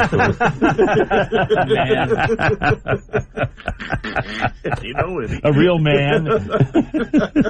Oh, I guess I forgot the day at school when they told you dishwater repair. Actually, go onto YouTube and just Google it. Yeah, I should do that. All right, 5:46. Hold on. What am I talking about? Are you kidding me? Yeah, I'll do that tonight. Here's Josh. Hey, Josh, how's it going? Hello? Yeah, you're on the radio. What's up, man? Oh, hey, Cameron. Yeah, man. I listened to you. I picked you up about 3.5-4 years ago, and then I found the Shannon Burke show, and I tell you what, there's a true void in my heart, and when one door closes, another opens. You adapt, you overcome, and you improvise. Does that make sense? It does make sense, and that's what we're doing. We'll figure out something. Never fear. Don't worry. Josh, thanks, man. I appreciate the kind words. We'll be fine. Sometimes when that door closes, it slams. Slams right in your face. It broke the nose, stubbed my toe. How about a blast from the past? Roseanne singing. We haven't heard a lot about the porn actress claiming Donald Trump had an affair with her and all the money payoffs. All that. The creepy porn lawyer Avenatti just pleaded not guilty to stealing $300,000 off of Stormy Daniels, cheating her out of the money. Roseanne was singing about our little special hooker back on the newsmaker line some time ago. Little brown-eyed girl. Hey, Stormy, you lied about the things you've done while facing a headboard. Guys back there having fun. Loving in a new way, yeah. In a different throughway, yeah. Had nothing to do with pupil color when they called Stormy Daniels there. Brown-eyed girl. She's there. Brown-eyed girl. That's funny. I thought her eyes were green. No. Your lawsuit is heinous against my hero Trump. You took it up to a new level. Now you get it in the rump. Stormy will deny it, but 100 guys have tried it. They weren't back there whittling when they called Stormy Daniels there. Brown-eyed girl. Funny, it's not what it says on her driver's license. She's there. Brown-eyed girl. The moment they arrived, they used to yell, sha-na-na-na-na-na-na-na-na-na-na. Roseanne, the brown-eyed girl. Oh, Pete, I may have some help on. I don't want to spend a lot of time on this because I feel a little selfish. Paul on 3 may be able to help me on my dishwasher. Hey, Paul, what's the deal? Hey, man. So sorry to hear you going, but just so you don't flood your kitchen like my dishwasher did. Yeah. there's a filter usually in the bottom of your that collects food. Just pull that out and drain it. I don't know how old yours is, but usually that fixes it. All right, now, would that be underneath? There's like a fan on the bottom of the refrigerator, and I assume that the drain is underneath that fan connection. No, inside the dishwasher, under like the water cellar that spreads it around. Okay. That would be where the filter would be inside of your dishwasher. Right, but that spinning wheel thing spins around. But I have to take that off, right? I have to take that apart to get into it, or what? Not necessarily. Depends on your model. Yeah. Depends on the year. All right. Well, I'll check that out. Is it Paul, making thanks. a funny noise? Thanks, man. Or this. Quickly to Hoagie or Hoggy. Hoagie again. Hey, Hoagie, how's it going? Hey, Kimmer. Yeah, it's going pretty good, buddy. Yeah, man. To tell you, I had the same problem with my dishwasher, and mine, all it was a couple of labels that come off of jars or who knows what, and they were blocking the water flow down in the bottom. Yeah. So, yeah, you take that bottom rack out where you can get down there, and just be careful. You might find some broken glass down there. Yeah, okay. But yeah, just look for something blocking the water flow. Great. Thanks. First thing, that thing is supposed to empty the water the first thing, when you turn it on. Yeah. So you'll know we can find something, get it out there, just turn it on if it empties. Right. Thanks, Hoagie. I appreciate it, man. It came down to loose claws. And quickly, almost out of time. Mama Sid, real fast. Hi, Mama Sid. You're on the radio. How you doing? I am doing absolutely wonderful. May I recommend the Reader's Digest How to Fix It book? Excellent. A great idea. Thank you, sweetie. Thank you, Mama Sid. 551 Newsmaker Line, good afternoon. Yo, absolutely. This is Sylvester Stallone calling. Yo. How's it going, man? How you doing? What's up? Well, I'm all right now, but last week you was in pretty rough shape. Well, what happened, Sly? What do you mean?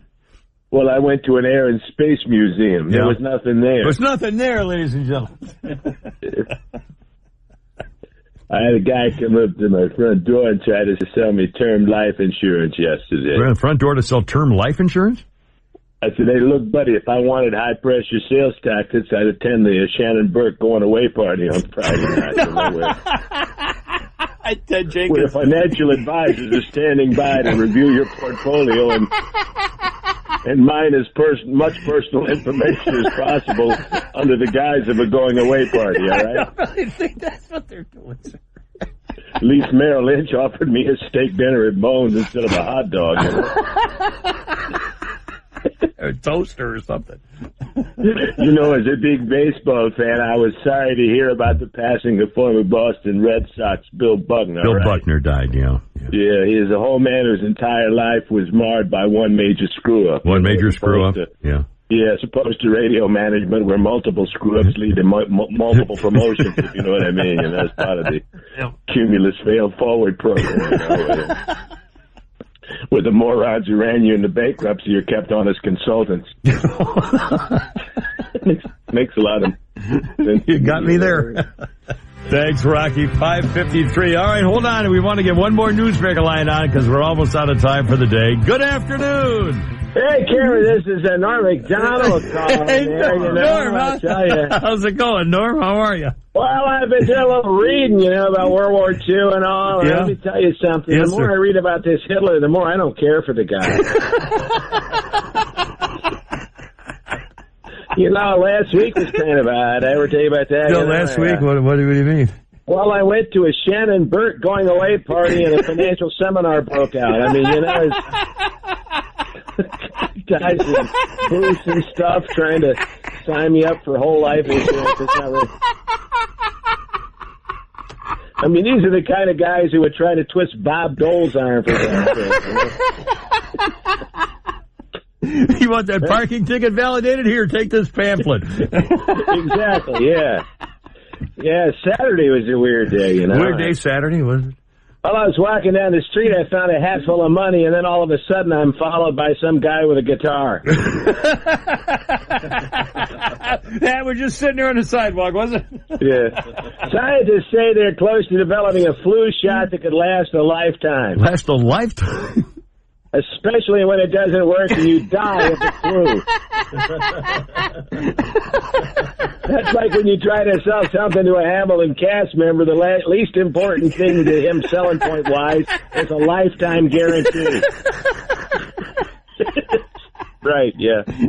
You know, if any Hamilton cast members show up at the Shannon Burke party, you know, to try to... Sort of those short-term turnaround financial things. Yeah, it's just a short-term health care insurance plan. I think I might want to look at the pre-existing conditions. But anyway, Gabrielle Union says her husband, Dwayne Wade, thought a gallon of milk cost $20. I thought he cost $20. You didn't know him. Oh, my. Apparently, so does the Whole Foods in Alpharetta.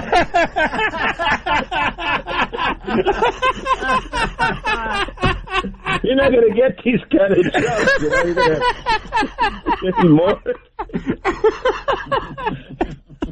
After 42 years, the Buffalo Bills will allow another player to wear O.J. Simpson's famous number. Famous number, O.J. 10582624, Nevada State Prison. There's going to be a lot of people in the jersey, you know. Big little numbers to make all... Hey, Kimmer, you know the hardest thing about being a vegan? What's the hardest thing about being a vegan, sir? Keeping it to yourself. Really close there. Nobody wants to know. Don't tell me anything. I told you why the vegan crossed the road. Why the vegan cross the road? To tell everybody on the other side he's a vegan. You know, I heard about that poor British man who got to the top of Mount Everest and then just collapsed. He collapsed on the top. Yeah. You know, sort of like when Karen the Handel's husband Steve tried to consummate his marriage. Okay, I'm finally up here, but I can't breathe. Can we try this tomorrow?